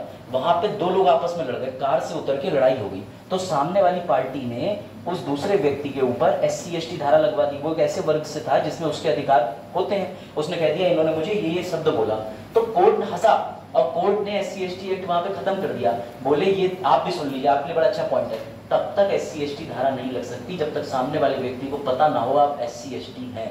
जब रोड रेज होता है, 2 गाड़ियों में लड़ाई हो रही है, उसे पता है तुम कौन सी जाति के, उसे अपना नुकसान दिख रहा चाहते, उसे बाप ही क्यों ना हो। समझ गए बात को? तो भैया कहाँ पे SC ST कैसे लगवा दोगे? SC ST वहीं लग सकती है जहाँ सामने वाले व्यक्ति को पक्का पता हो कि आप इस जाति से बिलोंग करते हैं। बड़ा अच्छा फैसला था हाईकोर्ट का, क्या रेशनल डिसीजन लगाते हैं वो। अरे जाना सर। हाँ आई भाई जानते हो दोनों गाड़ी वाले नहीं जानते, क्योंकि ये ऐसा हाईवे पे होगा जहाँ पर दोनों लोग नहीं जानते। इस बात के सबूत हुए ना, वकील ने बताया। जज साहब ने पूछा हो कि आप इन्हें पहले जानते हैं? बोले नहीं, ये तो अनजान थी, इन्हें गाड़ी हमारी ठोकी, कोई रंजिश नहीं, कोई दुश्मनी नहीं। बोले ठीक है, जब रंजिश नहीं निकल हिंदुस्तानी भाव की भाषा। हाँ बिल्कुल कर सकते हैं। अगर आपको पता नहीं सामने वाले की जाति क्या है, SC ST एक्ट लगेगा। ये सीधी बात है, कैसे लग जाएगा? मुझे पता ही नहीं है और वो हवा में लगा दूं। और इसमें एक बड़ा कर्रा प्रावधान डाल दिया था कि इसमें जनरल की गवाही चाहिए, उस पे कानून ने भी रोक लगा दी। सुप्रीम कोर्ट बोला रुक जा यार, कोई जनरल गवाही देने नहीं आएगा यार, हटाओ। चलो बढ़े आगे। ये बहुत खतरनाक है। इसमें महिला अगर किसी के प्रति यौन शोषण के मामले पे FIR दर्ज करा दे तो जिला समाज कल्याण 2.5 लाख रुपया देता है केस लड़ने के लिए। ये ध्यान रखिएगा, ये विशेष लाभ है। चलो भैया लिखो, भूमिका और कर्तव्य, पीछे सतनाम, इनके काम लिखो। काम मैं इनकी हिंदी में आपको कीवर्ड लिखवा दे रहा हूं, फिर हम इसमें चर्चा करते हैं। सुनिए, सबसे पहला इनका काम क्या होता है? भूमिका और कार्य। इनका काम होता है अन्वेषण करना। अब आप कहेंगे ये अन्वेषण क्या होता है? तो भैया शुद्ध भाषा में लिख लो, जांच करना। फिर आप कहेंगे सर इंक्वायरी माने की जांच होती है, तो मैं बहुत चालाक हूं इसलिए मैंने क्या लिख रखा है? अन्वेषण। इंक्वायरी का मतलब भी जांच होता है बेटा। इन्वेस्टिगेशन और इंक्वायरी में अंतर होता है। इंक्वायरी होती है कि जनरली करा ली, मैंने कह दिया जाइए आज मेरा मन है देख के आइए बाहर बारिश हो रही है कि नहीं, ये इंक्वायरी हो गई। इन्वेस्टिगेशन, जाओ पता करके आओ अस्मित किसको पीट के आया बाहर, देख के आओ। तो ये क्या होगा? इन्वेस्टिगेशन हो गया। इन्वेस्टिगेशन पर्टिकुलर चीज की होती है, इंक्वायरी जनरल चीजों की होती है। जैसे कुछ बच्चे आज भी फोन करते हैं, सर अभ्युदय क्लासेस चल रही है सर, सरकारी योजना आगे बढ़ गई सर। बेटा ये इंक्वायरी है सर, वो आते हैं ये इन्वेस्टिगेशन। हाँ वो आने वाले होंगे। वाह, तुम्हारे लिए उल्टे फोन आते हैं, भाई चले गए, अब हम क्लास में सुरक्षित हैं, आ जाए। चलो इनके कार्य लिखे। हाँ बिल्कुल, ये तो बात है, सरकार कंट्रोल कर देती है, सरकार ये ऐसे चुके रहते हैं, फाइन लगेगा, समझिएगा। और बेटा याद रखिएगा, पढ़ेंगे एक, काम करेगा 3 पे। SC आयोग भी यही करता है, ST आयोग भी यही करता है, OBC आयोग भी यही करता है। और सुनो मजे की बात, सबसे इंपॉर्टेंट बात, जब ये तीनों काम कर लेते हैं तो कभी कभी ये किसी व्यक्ति को बुला भी सकते हैं कि उस भला कोर्ट में हाजिर हो। तो इनके पास सिविल शक्तियां भी हैं, सिविल न्यायालय की। सिविल न्यायालय का मतलब होता है जब आप किसी को सजा नहीं दे सकते, जुर्माना लगा सकते हो, छोटा मोटा दंड दे सकते हो, बुला सकते हो, लेकिन आप बड़ी सजा नहीं दे सकते, यानी जुर्माने तक सीमित रहता है। तो सिविल कोर्ट के तहत ये किसी व्यक्ति को समन भेज सकते हैं, समन, ये आएगा इसमें एक्सेप्ट नंबर। इनके पास सिविल कोर्ट की शक्तियां होती हैं। जैसे मान के चलो आप में से किसी बच्चे ने शिकायत करी, मेरी छात्रवृत्ति के लिए मैं जिला समाज कल्याण कार्यालय गया, वहां DSW जी ने मुझसे कह दिया भाग, तुम लोग जो हमेशा आ जाते हो स्कॉलरशिप लेने। जैसे ही उन्होंने इस तरीके से बात करी, अब FIR लिखने गए, उन्होंने फोन कर दिया आपकी FIR नहीं लिखी जा रही, पुलिस नहीं लिख रही है। अब आप क्या करोगे? तो आप ऐसे में इस आयोग को A4 पन्ने पर अभिषेक मिश्रा जैसे अच्छे महंगे वकील से ड्राफ्ट करवा के लिखवाओगे बढ़िया तरीके से। उसके बाद वकील साहब लिखेंगे, वकील साहब अपना पैसा लेंगे। वकील साहब ऐसी एप्लीकेशन बनाएंगे कि जान से मारने की धमकी, फलाना दिया, बच्चे के साथ अभद्र व्यवहार करा, 4 लोगों के सामने कह दिया तुम्हारा वर्ग तो ऐसा ही है, ऐसी पूरी मैं टिप्पणी बनाऊंगा, फिर इनके पास चली जाएगी। फिर ये क्या करेंगे? पहले एक चौकी को समन भेजेंगे कि भैया उस जगह का SP मुझे जवाब लिख के स्पष्टता करे कि बच्चे की FIR क्यों नहीं लिखी गई। DSW साहब को तुरंत ही कह दिया जाएगा आज हमारी टीम आ रही है जिला न्यायालय बरेली में, चुपचाप तुम्हें समन दिया वहां पहुंच जाना। वो भी ऐसे खड़े होंगे, फिर पूछा जाएगा तुमने बच्चे के साथ शोषण करा कि नहीं करा, उसका हैरेसमेंट करा मेंटली कि नहीं करा। तो ये होता है, इसलिए इसके पास इंक्वायरी की भी पावर है। समझे बात को? Practical feel low. आप समझे कितने आयोग बनाए गए, लेकिन तब भी वंचित वर्ग समाज में है। क्यों है सर? क्योंकि लोग अपनी सोच नहीं बदल सकते, मानसिकता पे चोट देने के लिए नैतिकता नहीं सुधारी जा सकती, देश का कानून सुधारा जा सकता है। एग्जाम्पल कलकत्ता केस, मैं इसमें सरकार के साथ इसलिए हूँ, सरकार तो ये भी कहते कि हम तुम्हारी नसबंदी कर दे रहे हैं, अगर तुमने कभी ऐसा करा तुम्हारी पुष्टियों की, तुम्हारे जितनी पीढ़ियां उनकी नसबंदी कर दे, लेकिन तब भी बलात्कार के केस नहीं होंगे। नैतिकली हम लोग करप्ट हो चुके हैं, एथिकली हम लोग करप्ट हो चुके हैं, और एथिकली करप्शन का कोई इलाज नहीं है, सरकार हो चाहे कोई भी हो, चाहे सुप्रीम कोर्ट भी हो। आप किसी के दिमाग के अंदर नहीं बैठे कि उसमें किसी व्यक्ति को देख के क्या चल रहा है, सीधी बात। ये बात आई समझ में? आगे बढ़े और सुनो, ये एक रिपोर्ट बनाएंगे, उस रिपोर्ट में लिखेंगे इस वर्ष SC ST के साथ इतने मामले आए थे, हमने निपटा दिए। ये रिपोर्ट अपने पास नहीं रखेंगे, क्योंकि चाहे UPSC आयोग हुआ, चाहे PCS आयोग हुआ, चाहे कोई भी आयोग हुआ, कोई भी आयोग अपनी रिपोर्ट बनाएगा तो हमेशा किसके सुपुर्द कर देगा? राष्ट्रपति। तो बेटा ये अपनी रिपोर्ट किसको देते हैं? राष्ट्रपति को। ये प्रश्न है। जब भी आप इनके कार्य लिखेंगे, इनकी भूमिका लिखेंगे, तो आपको ये बात बतानी पड़ेगी इनके कार्य और इनकी भूमिका में कि ये 3-4 काम करते हैं। ये करते हैं IIA, यानी कि भैया इन्वेस्टिगेशन, इंक्वायरी, एडवाइस, सलाह देते हैं। सलाह किसे देंगे? राष्ट्रपति को, सरकार को, मीडिया को, कोर्ट को चिट्ठी लिखते हैं। महिला आयोग है, उसकी अध्यक्ष रेखा जी है। रेखा जी जब भी कॉल करता है या फिर ऐसा कोई हादसा संदेश खाली का होता है तो उनकी चिट्ठी लिखती है कि न्यायालय अपने आप इस मामले को संज्ञान में ले। खुद ले ही नहीं सकते, पावर ही नहीं। सबसे बड़ा तो पावर है ही नहीं। और सुनो सर, ये तो मामला केंद्र का हो गया। अगर कहीं राज्य में किसी दलित के साथ उत्पीड़न हुआ है तो उसकी भी तो रिपोर्ट बनती होगी। तो बेटा सुनना मजे की बात, उसकी रिपोर्ट जाएगी राष्ट्रपति को, लेकिन राष्ट्रपति उसकी रिपोर्ट को किसके पास भेज देगा? गवर्नर के पास, क्योंकि वो राज्य के समक्ष प्रस्तुत करेगा। और राज्य के समक्ष राष्ट्रपति क्यों प्रस्तुत करेगा? वो बड़े ओहदे का आदमी है। तो किसी राज्य में राष्ट्रपति के द्वारा गवर्नर को रिपोर्ट जाएगी, गवर्नर वहां की विधानसभा के समक्ष रख देगा। और यहाँ राष्ट्रपति इस रिपोर्ट को किसके समक्ष रखेगा? संसद के प्रति। थोड़ा सा टेक्निकल है, ध्यान रखेंगे सभी बच्चे। आइए, राष्ट्रपति किसके समक्ष रखेगा? संसद के प्रति। लेकिन मामला अगर राज्य से संबंधित है तो राष्ट्रपति रिपोर्ट किसे सौंपेगा? गवर्नर को। गवर्नर कहाँ रखेगा? राज्य के विधानसभा के अंदर। ये लिख लो, ऐसे लिख लो, इतना लिख लो। लिखो फिर आगे बढ़े, लिखिए फिर आगे बढ़े।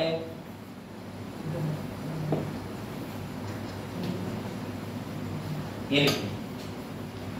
समझ आ रहा है? अब बताओ, SC आयोग, ST आयोग, OBC का आज फंक्शन समझ आ रहे हैं अच्छे से, डीप में? अभी आप मेंस का उत्तर लिखोगे, वैसे बात कर रहे हो, वही तो घर से लिखने की दूंगा, फिर कल एंट्री नहीं दूंगा, सर कल देना ही मसा संडे परसों छुट्टी। देखा चलन हर बात की अभी तुम कल बताना परसों की छुट्टी है, क्यों पता चलेगा है कौन? इंक्वायरी बैठानी पड़ेगी। इसके लिए मैं संपर्क करूंगा जांच एजेंसी तेज फैक्ट,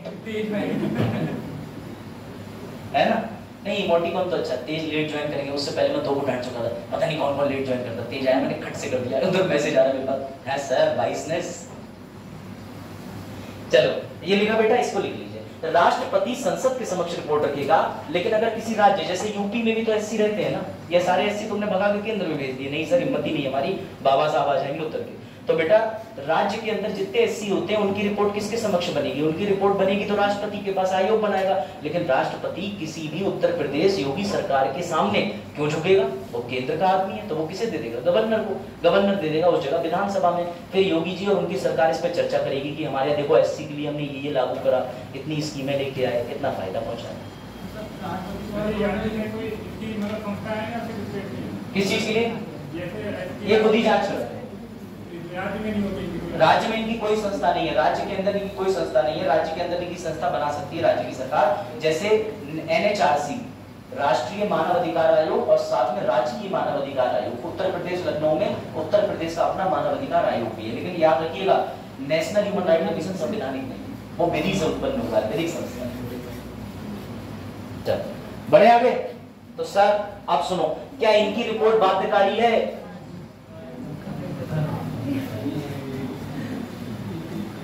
इनकी रिपोर्ट सरकार पर, राष्ट्रपति पर, केंद्र पर, संसद पर बाध्यकारी। ये चीख रहे हैं, कह रहे हैं सर आरक्षण के अंदर और बढ़ा दीजिए, आरक्षण के अंदर सब कैटेगरी बना दीजिए। 15% आरक्षण जो SC को मिलता है उसके अंदर कुछ जाते हैं जिनको ऊपर रख दीजिए, जिनको बीच में रख दीजिए, सबसे नीचे। लेकिन इनकी रिपोर्ट जो है भाड़ में जाए। हाँ अभी भी इनको दुख है बेटा। रिपोर्ट की कोई सुनवाई नहीं है। और मैंने पहले ही कह दिया था, ध्यान से सुनिए।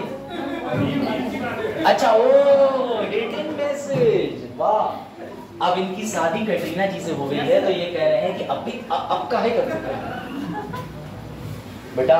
जब सलमान आते होंगे, रणबीर कपूर आते होंगे और करीना के 5 और आते होंगे पुराने मित्र, तब इसे कहता है दुख काहे खत्म नहीं होता है सलमान का। यही तो इन लोगों को मुझे मैच्योरिटी समझ नहीं आती। या तो ये लोग बड़े मैच्योर हैं या बड़े इमैच्योर हैं। मैच्योरिटी ये है कि अरे अब पता चला सलमान खान सिक्योरिटी दे रहे, शादी करवा रहे, अरे भैया तुम्हारी बहन थोड़ी लगती थी शादी करवा रहे, तो बस आशीर्वाद दे, कन्यादान कर आते। चलो खैर छोड़। देखो बॉलीवुड इज लाइक, ये असल में दिखाते हैं कि नौटंकी करने वाला व्यक्ति नौटंकी जीवन भर करता है, सत्यता से कुछ नहीं कर पाता है। इन्हें देख करके समाज में भूमिका समझो। अब आ जाओ ध्यान से। सर ST आयोग कतई एक शब्द तुम्हें नहीं पढ़ना है, 3 साल की सदस्यता होती है, जो अभी तुमने लिखा है डिट्टो ऐसे तभी सलमान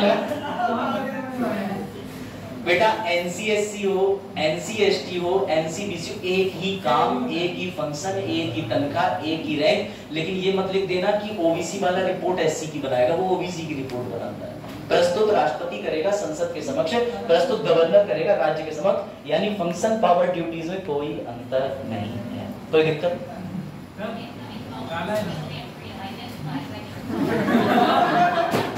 भैया आज प्रिवेलिंग एक्सप्रेस यहीं से जाएगी, इसकी सूचना क्यों दे रहे हो? हैं? बताइए जुनैद जी, आपके पूर्व के कृत्य दिखाते कि आप रेलवे की परीक्षाओं के प्रति समर्पित थे, वहीं चले जाए, बगल में ऐसी तैयारियां कराई जाती। हाँ बताइए। हाँ रंग को वैसे ही। हाँ बेटा बताओ क्या हुआ बच्चे? क्या हो गया? सीरियस है आप? गंभीर? अरे छात्र चिंतन की निशानी गंभीरता। हाँ कौन कह रहा है कि सर गुटखा दबाते हुए भी गंभीरता होती है? कौन कह रहा? चलो तो भैया ऐसा ही हुआ। एक हमारे टीचर हुआ करते प्रोफेसर, वो कुछ कम बोलते थे तो पता चला वो खैनी दबाए रहते थे क्लास में, पूरा क्लास। हमने कहा अरे वाह, ऐसे अगर मास्टर आ जाए मुंह बधिर क्लास हो जाए तो फायदा ही क्या। चलो ये हुआ आपने। तो बेटा 1 इंच भी जब भी तुमसे फंक्शन पूछे जाए, investigation, inquiry, advice, civil court की पावर, ये सारे रिपोर्ट रखेंगे। सेम काम एनसीएससी, एनसीएसटी, एनसीबीसी। 1 पढ़ो 3 का मजा करो, यही है। मुंह में रजनीगंधा कदमों में दुनिया, ऐसा ये लोग कहते हैं, मैं नहीं कहता। ठीक है तो चलो आगे बढ़े। अब ध्यान से समझना, 1993 तक एक दुख तो मैं और पढ़ा दें। 1993 तक बस ये लाइन लिख लेना, ओबीसी के लिए कोई आयोग नहीं था। 1993 तक ओबीसी के लिए, अरे भाई कृष्णपाल जी अगली क्लास से पूर्व में आ गया, चलिए बैठ जाइए। चलिए कोई बात नहीं बेटा, माइक सर की क्लास ले लो, हमारा क्या, हम फकीर आदमी है, झोला उठा के बरेली चल देंगे। चलो इधर लिखो, 1993 तक एनसीबीसी एक विधिक निकाय था। विधिक निकाय का मतलब समझिए, विधिक निकाय का मतलब समझिए, ये संविधान के अंदर भाई। इसे कब डाला गया सर? 2018 में। कौन सा संशोधन करके? 102। क्योंकि आपसे कोई प्रश्न पूछ ले कि 2018 से पहले अन्य पिछड़ा वर्ग के हितों का संरक्षण कौन करता था, क्या ओबीसी वालों के लिए कुछ भी कर दो? कोई नहीं था उनकी देखरेख के लिए, कोई गार्जियन नहीं था, कोई कमीशन नहीं था। तो बिना घबराए कहना कि सर वर्ष 1993 में हमने ओबीसी के लिए एक संस्था बनाई थी, परंतु वो संवैधानिक नहीं थी। पर जब महसूस हुआ कि इनका शोषण बड़े पैमाने पे हो रहा है, सख्ती की आवश्यकता है, तो हमने इसी आयोग को 2018 में क्या कर दिया? संवैधानिक कर दिया। अब आए सीधी बात, ये ट्रिक क्वेश्चन है, कल को हो सकता है एमसीक्यू में आ जाए, तो मैंने पढ़ा दिया। बहुत से टीचर नहीं भी पढ़ाते और पढ़ाते भी। जब आप ये लिख लें तो बताइएगा फिर आगे, ठीक है? चलो भैया, अनुसूचित जनजाति के मंत्री जी देख लीजिए, इनका नाम याद रख लीजिए कौन है ये। आपने एससी वालों का तो लिख लिया, इनका भी नाम लिख लीजिए, ठीक है? चलो भैया, वर्तमान अध्यक्ष, अरे इनका फोटो कहाँ गया? हाँ ये रहे, अंतर सिंह आर्य नाम है। मैं बिल्कुल कुछ नहीं कह रहा, मैंने न्यूज मीडिया लाकर आपको दिखाई है। भोपाल समाचार पर मुकदमा आप कर सकते हैं। मैंने पहले ही कह दिया था कि इन आयोग के अंदर जो व्यक्ति बैठते हैं वो राजनीतिक पद की वजह से बैठते हैं, राजनीतिक जानकारी और राजनीतिक तालमेल संबंध की वजह से बैठते हैं, इसीलिए आयोग स्लो है। ये कभी सरकार का विरोध नहीं करते। और रिपोर्ट क्या लिख के देते हैं? सरकार के कामों से पिछड़ा वर्ग बहुत सहमत है। भाइयों बहनों बढ़े आगे। समाचार, भोपाल समाचार, खुशी देखें। चलो भैया ले, इन्हें भी देख लो, पिछड़ा वर्ग आयोग के तुम भी देख लो, तुम भी कहोगे हमारे ना दिखाए, देखो इनका नाम है हंसराज गंगाराम अहीर। अहीर मतलब यादव, अहीर मतलब यादव, ठीक है? तो भैया यादव जी देख लीजिए, बात हो रही है यहाँ पे, ये भी पदभार ग्रहण करके बैठे हैं, आराम से बैठे, कोई दिक्कत नहीं। तो आप समझ गए? हाँ 1993 का जो अधिनियम बनाया गया था वो ओबीसी एक्ट बना करके उन्हें अपने कानून से दे रहे थे, लेकिन संवैधानिक नहीं था। आर्टिकल में उनका नंबर नहीं था, ये नंबर डाला गया 2018। संस्था जिंदा थी। आज एक बॉडी है जैसे राष्ट्रीय मानव अधिकार आयोग, संवैधानिक नहीं है, लेकिन वो कब से? यदा ही धर्म से 1993 से। कल को मन करा उठा के उसे 2024 में संवैधानिक दर्जा दे दिया, संवैधानिक, सिंपल सी बात। चलो अब आ जाओ, सर आ गए सर, अब क्या होगा बेटा, एक आयोग और है, ये संवैधानिक नहीं है, इसके सदस्य का नाम पढ़ लो, अध्यक्ष का नाम पढ़ लो, रेखा शर्मा जी, राष्ट्रीय महिला आयोग की अध्यक्ष। ये कब देखने को मिली इसकी वर्किंग? संदेश खाली, पश्चिम बंगाल, कलकत्ता रेप केस, ऐसे मामलों में ये चिट्ठी लिखती कि भैया देख लो जरा देश में, ठीक है, ये भी पढ़ लीजिए, इसको एक बार पढ़ लीजिए। फिर कुछ नीतियों पे चर्चा कर लेते हैं, थोड़ी स्कीम भी है, स्कीम भी पढ़े, मजा आएगा, है ना। ड्रोन दीदी नीति, दीदी उड़ाए ड्रोन, 15,000 दीदी ड्रोन उड़ा गई। अब ये पूछा जाएगा आपसे भी क्यों उड़ाया, अभी देखना मजा आएगा, हटाए। इसकी स्थापना 1900, ये बेटा राष्ट्रीय महिला आयोग संवैधानिक नहीं है, अगर होता तो मैं इसका कोई आर्टिकल लिखता ना यहाँ पर। मैंने आपको ओबीसी एससी एसटी के जो आयोग पढ़ाए उनके नंबर लिख दिए, अब आप उनका कार्य जान गए, फंक्शन जान गए। सुनिए, मैंने जो शुरू में आपको मेंस का क्वेश्चन दिखाया, तो आपको लिखना है कि हाँ आजादी के 70 साल के बाद भी एससी की स्थिति ऐसी क्यों है, आज भी भूमि नहीं है, आज भी शिक्षा नहीं है, मानसिक बदलाव नहीं है, भेदभाव है। परंतु ये कहना बिल्कुल अनुचित है कि ये जो आयोग बने हैं ये असफल हुए। क्यों? इसी आयोग की वजह से एससी एसटी अत्याचार निवारण अधिनियम जन्मा। इन्हीं आयोग के पास में वार्षिक रिपोर्ट देने के लिए सरकार को प्रावधान है, एवं ये निकाय पूर्णतः विफल नहीं हुए हैं। मेंस का क्वेश्चन मैंने अभी आपको दिखाया था, उसका उत्तर भी एक बार पढ़ लेते हैं ताकि दोबारा से रिवाइज हो। ठीक है, यशु क्या सोचते रहते भैया आ गए ना क्लास में, जी यहाँ बैठा है तो इसका मतलब 20 रुपए गुल्लक वाले किसने निकाले पर्स में? भैया पैसे वैसे दिए रहा करो बहनों। चलो आ जाए वापस उसी पे। जुनैद बड़े खुश हो रहे हैं, जुनैद कह रहे हैं हाँ भाई जुनैद राजश्री, अरे जुनैद राजश्री से पढ़े भैया, तुम तो कुछ अलग ही चले। तो अब तो तुम हैप्पी हो ना एससी एसटी कानून पढ़ के? हाँ ठीक चलो अब आ जाओ। ये था प्रश्न, इसके उत्तर पर चर्चा करते हैं। अब बताओ, मैंने तुम्हें आयोग पढ़ा दिए, काम समझा दिया, सफलता दिखा दी, इनने कितने झंडे गाड़े वो दिखा दिए, राजनीतिक संबंध दिखा दिए, अब भी उत्तर नहीं दे पाए तो लठिया बताओ। हाँ भाई, अब इसका उत्तर देने का प्रयास करें। अब पढ़ाई का पैटर्न यही रखेंगे, पहले मेंस का प्रश्न पूरा टॉपिक, फिर मेंस का उत्तर। हाँ अब लिखना लिख लो, ये बचने का बहाना नहीं होना चाहिए, उत्तर के साथ में बताओ। आप तो लिख रहे थे सर, सर हम तो सर शादी खाना खाते, कब लड़ाई हुई, कब उनके से हाँ इधर पूरे नोट्स का गहन अध्ययन करने के बाद पता चला इस बच्ची को कुछ पढ़ा नहीं है। हाँ लेने आए थे, अच्छा ठीक है। देखो तुम्हें इसका उत्तर दो। 70 सालों में विवाह की स्थिति नहीं पूछ रहा हूँ भारतीय समाज में, अनुसूचित जाति और जनजाति बच्चे गिन रहे हैं। हमारे यहाँ मोहल्ले में एक आदमी बच्चे गिनता था, फिर उस दिन 3 बच्चे लाए हो। 34 गिन लीजिए आप, गिन लीजिए, जोक सफर।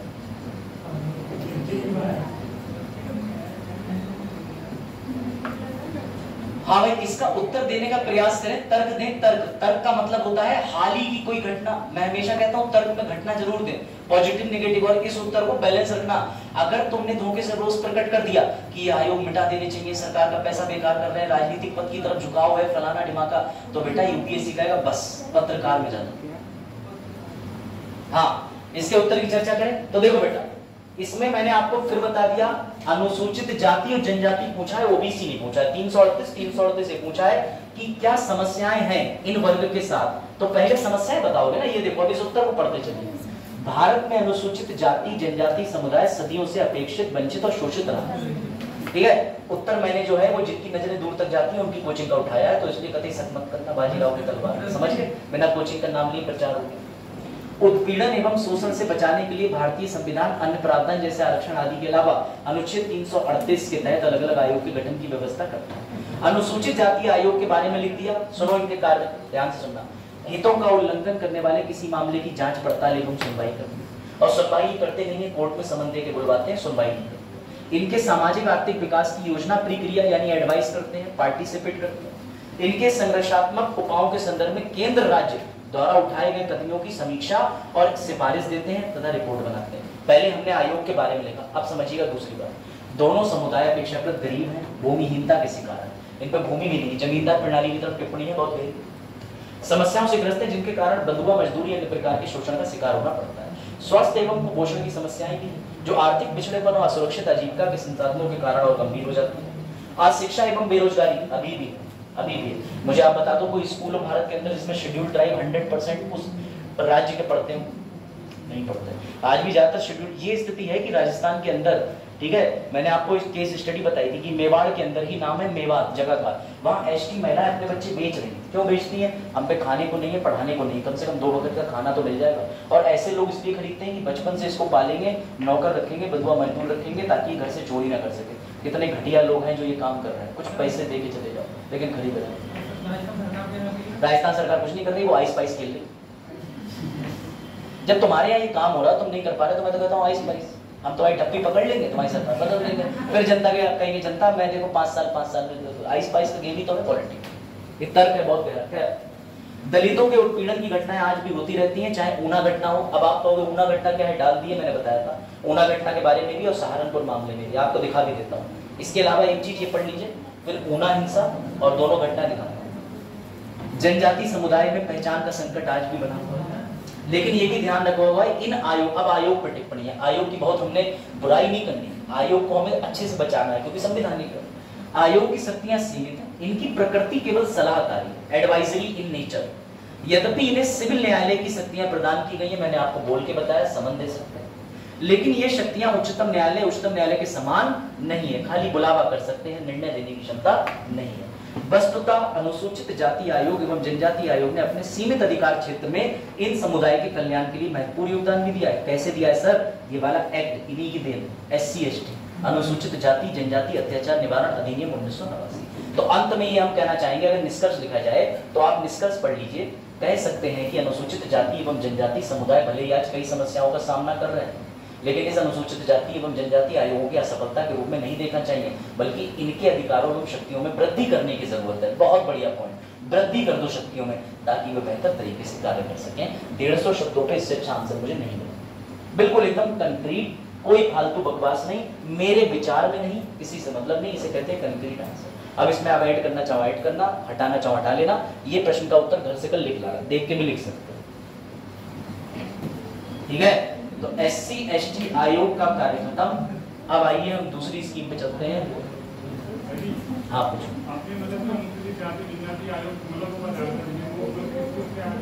किसके उससे आया था मतलब?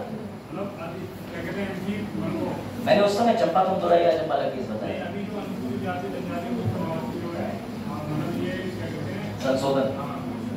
ये संशोधन आया था, इसमें जो सरकार रही 2003 के समय भारत में कांग्रेस थी, 2002-3 में, और उससे पहले 89वां या फिर 65वां संविधान 1990 का था। तो आप समझ लीजिए जिस, लेकिन आपको गवर्नमेंट का नाम नहीं लिखना, आप संशोधन का नाम डालते पश्चात। चलो आओ भैया, योजना है, योजना है सबसे प्यारी, सबकी प्यारी योजना है। वल्नरेबल ग्रुप शुरू में बता दिया, वंचित वर्ग कौन होता है, जॉन रॉल्स की अवधारणा पढ़ ली, समाज जंजीर की तरह है, कमजोर वर्ग को हितैषी और मजबूत बनाना। ठीक है, सुन लो ध्यान से। अगर कोई कहे वेलफेयर और स्कीमें क्यों डाली जाती हैं वंचित वर्ग के विकास के लिए, वंचित वर्ग हमने कहां से उठाया? संयुक्त राष्ट्र के मानव अधिकार के चार्टर के अनुच्छेद 1 से। बात खत्म हो गई, यूपीएससी को सीधे छुएगा। संयुक्त राष्ट्र के चार्टर मानव अधिकार पर अनुच्छेद 1 से हमने उठाया कि मानव डिग्निटी, मानव सम्मान, मानव सुरक्षा, मानव आत्मविश्वास सबसे पहले होता है। ये बात आई समझ में? नहीं सर ये कब बना था? ये बना था 10 दिसंबर 1948 को।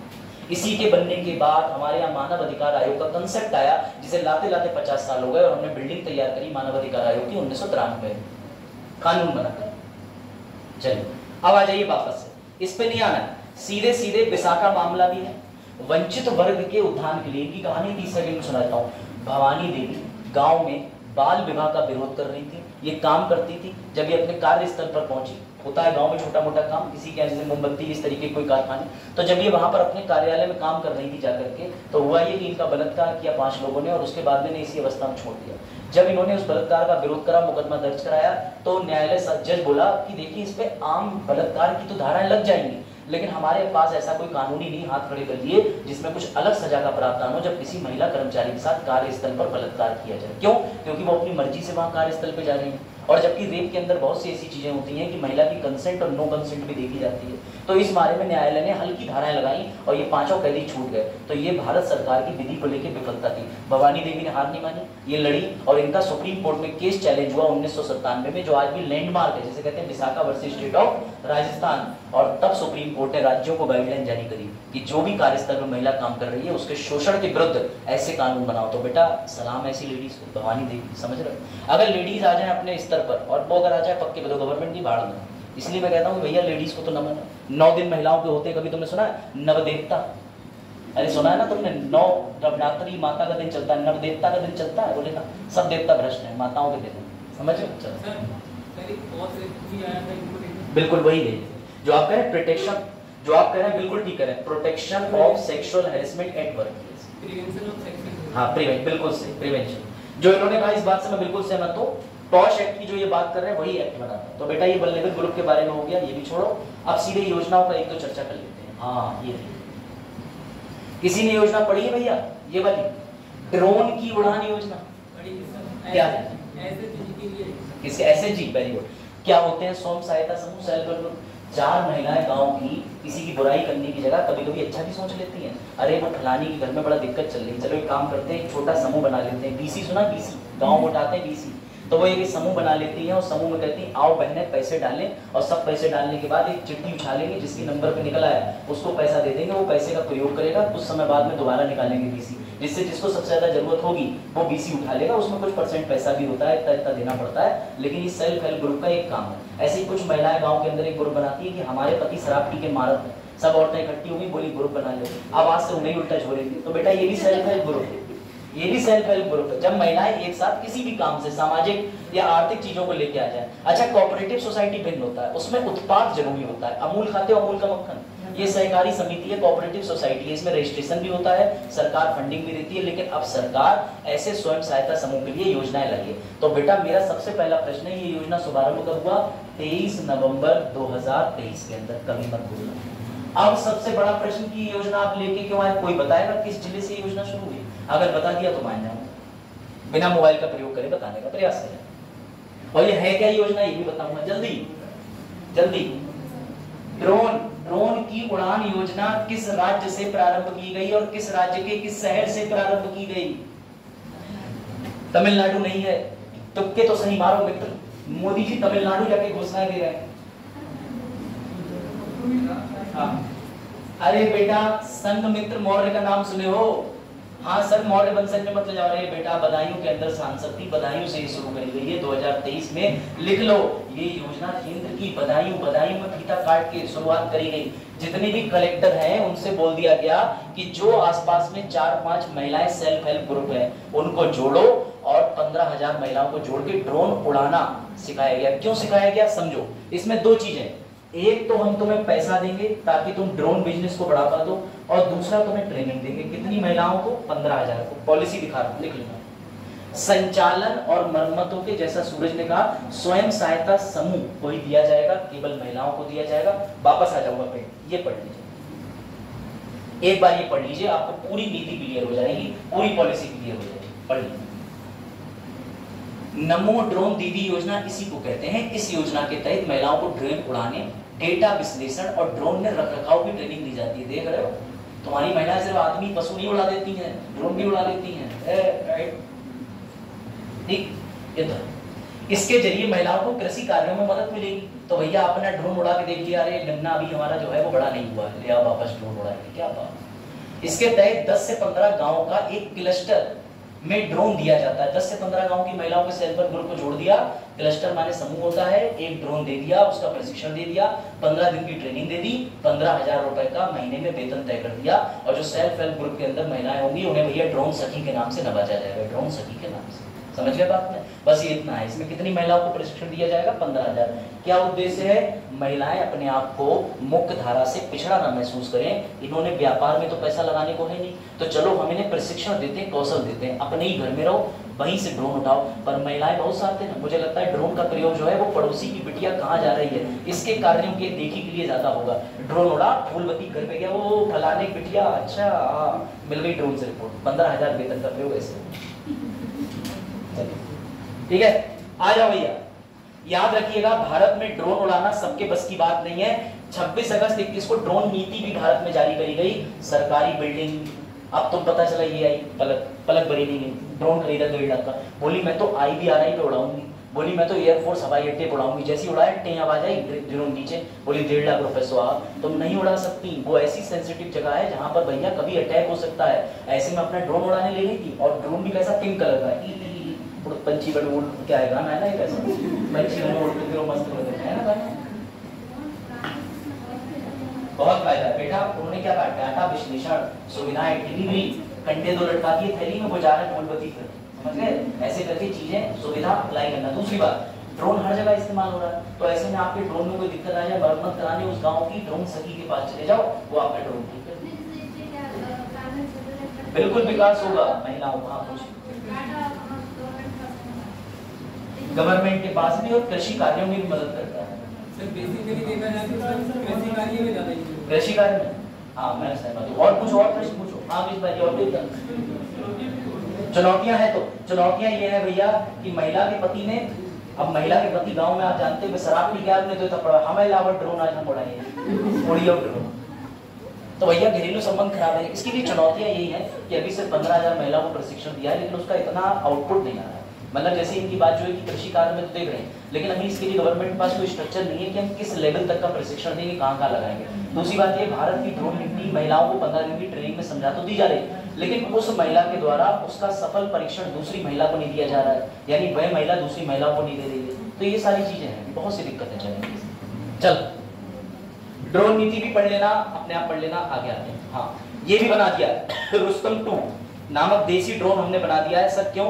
इसलिए एक बार पढ़ लो, प्रश्न आया वो पढ़ लो। इसका उस योजना से लेना देना नहीं है, लेकिन साइंस एंड टेक का प्रश्न है, पढ़ लो। हाँ